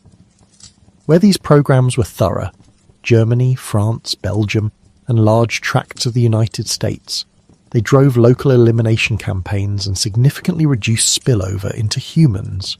That success is a powerful lesson. Vaccines targeted at animal reservoirs can be extraordinarily cost-effective tools for preventing human disease. For humans, recombinant and viral vector platforms hold different promises and challenges. Adenovirus-vectored vaccines, chimpanzee adenoviruses among them, have been engineered to present rabies glycoprotein and have shown rapid induction of neutralizing antibodies in animal models and early-phase human studies. The advantage here is speed and potency. A single-shot vector might prime the immune system quickly enough to be useful in either pre-exposure contexts, covering field workers, veterinarians, and children in high-risk areas, or as a faster PEP component. After the COVID-19 pandemic, platforms such as mRNA and adenoviral vectors shed their aura of experimental novelty and entered mainstream production pipelines. mRNA vaccines, with their remarkable manufacturing flexibility and ability to induce strong immune responses, have been repurposed on paper and in early studies to tackle rabies glycoprotein, with the theoretical potential of thermostability improvements, dose sparing, and rapid scale-up. These are not minor matters. The most elegant vaccine in the world is useless if it requires a continuous cold chain to a remote village clinic, or if the manufacturer cannot scale production when a crisis demands it. The promise in the laboratory, however, runs headlong into the problems of regulation, manufacturing, and distribution. For monoclonal antibodies, the question is not only whether they neutralize the virus in a well-controlled trial, but whether they can be manufactured in quantities sufficient to supply an entire continent at an affordable price. Monoclonal antibody production is an industrial process that requires cell lines, bioreactors, stringent purification under good manufacturing practice conditions, and quality control that keeps every batch uniform. Those requirements carry cost, and cost is a hard barrier where the disease burden is greatest. For viral vectors and mRNA platforms, regulators will demand long-term safety data, batch release standards, and demonstrations of efficacy that go beyond neutralizing antibodies to real-world protection. Clinical trials are expensive, slow, and ethically complicated when the disease in question is geographically skewed toward low-income nations.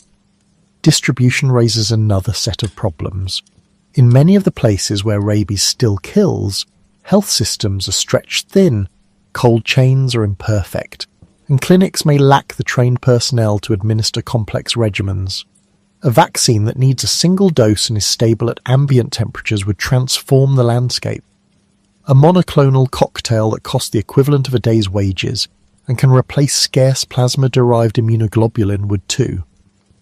But building that supply chain requires political will and investment on a scale that pharmaceutical companies do not undertake for small markets unless donors and multilateral agencies create demand guarantees or subsidize initial rollouts.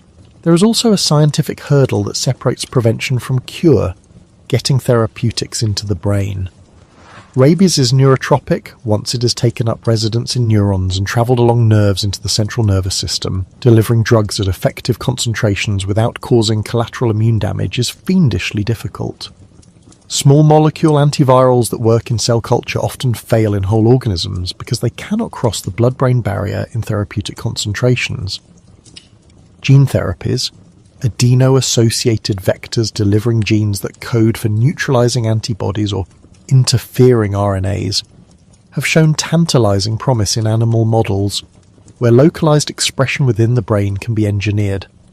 But translating that to humans means confronting long-term expression, safety of the vectors, and the risk of inducing a damaging inflammatory response at the site of infection. In short, getting from bench success to bedside impact is a long, regulatory-laden journey. These scientific and logistical challenges are tied to ethical ones. Consider the sociology of resources. Intensive experimental care for a symptomatic case is expensive, and for the moment it is a conversation largely happening in high-income hospital wards. Conversely, the cheapest and most effective way to prevent human rabies, mass vaccination of domestic dogs, demands political and logistical work that looks remarkably like mundane public health. Door-to-door campaigns, cold chain logistics for conventional vaccines, community education to overcome mistrust, persistent funding for repeated annual campaigns. Vaccinating 70% of the dog population in a district is the threshold most epidemiologists cite as the point at which dog-mediated transmission falls away. It is the algebra of herd immunity applied to canine social life. Yet the spectacle of a high-tech ICU and an induced coma often attracts more headlines than the slow grind of community engagement that prevents exposure in the first place. That mismatch is not merely aesthetic, it reflects a misallocation of moral attention that leaves the most vulnerable unprotected. If you travel the world of rabies work today, there are instructive contrasts. Latin America in the late 20th and early 21st centuries transformed its burden through coordinated regional action led by PAHO and national ministries, with mass dog vaccination and improved access to human pee. Countries that once reported hundreds of human rabies deaths now report almost none. The disease retreated. In parts of Europe, wildlife vaccination programs, the oral bait scattered across borders, turned sylvatic reservoirs into manageable problems.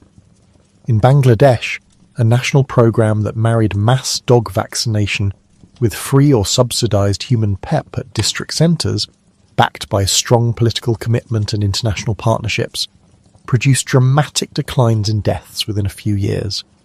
These are the policies that work. They are blunt, sometimes tedious, often expensive in the short term, but historically they alter the curve. At the same time, the persistence of rabies deaths in many parts of Africa and Asia is a story about inequality. Children who play among stray dogs, farmers who pick up a bat or nurse a wound on the back of a stray, families who cannot afford the travel to a clinic. These are the faces of failure in public health. Rabies is not a mysterious, intractable pathogen in the way Ebola sometimes appears to be. It is in many respects a failure of systems. Vaccines exist, immunoglobulins exist. We lack in too many places the social and administrative machinery to use them equitably. What then must be done if we are to consign rabies to history? The list is at once technical and ethical. Mass dog vaccination must be sustained and sailed to the coverage levels that interrupt transmission. Human post-exposure prophylaxis must be available at the point of need. Vaccine regimens that are dose-sparing and intradermal where appropriate can do more with less. Monoclonal antibody cocktails, if proven safe and effective across the spectrum of viral diversity, must be produced at scale and priced so that health systems in endemic countries can afford them.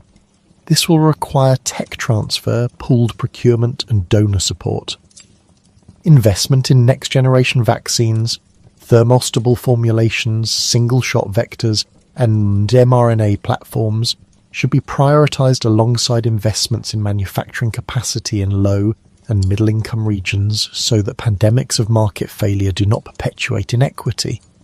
Surveillance systems must be strengthened so that exposures are counted, resources allocated rationally, and progress measured honestly. And above all, the One Health framework, bringing together human health, veterinary care, and environmental surveillance, must move from slogan to budget line and programmatic reality. There is, in this catalogue of necessary actions, a moral argument as plain as any epidemiological curve, preventing exposure through dog vaccination and ensuring affordable access to PEP are not merely efficient, they are obligations of justice. The tiny, sometimes sensational story of a coma-induced survival is important, for it taught us about the immune correlates of protection and reoriented scientific imagination, but it does not obviate the fundamental truth that most lives will be saved not by heroic last-ditch intensive care, but by steady investment in prevention. If we are to be honest, the cheapest and most humane intervention will always be to stop the bite from happening. So we end, for now, on a sober sort of optimism.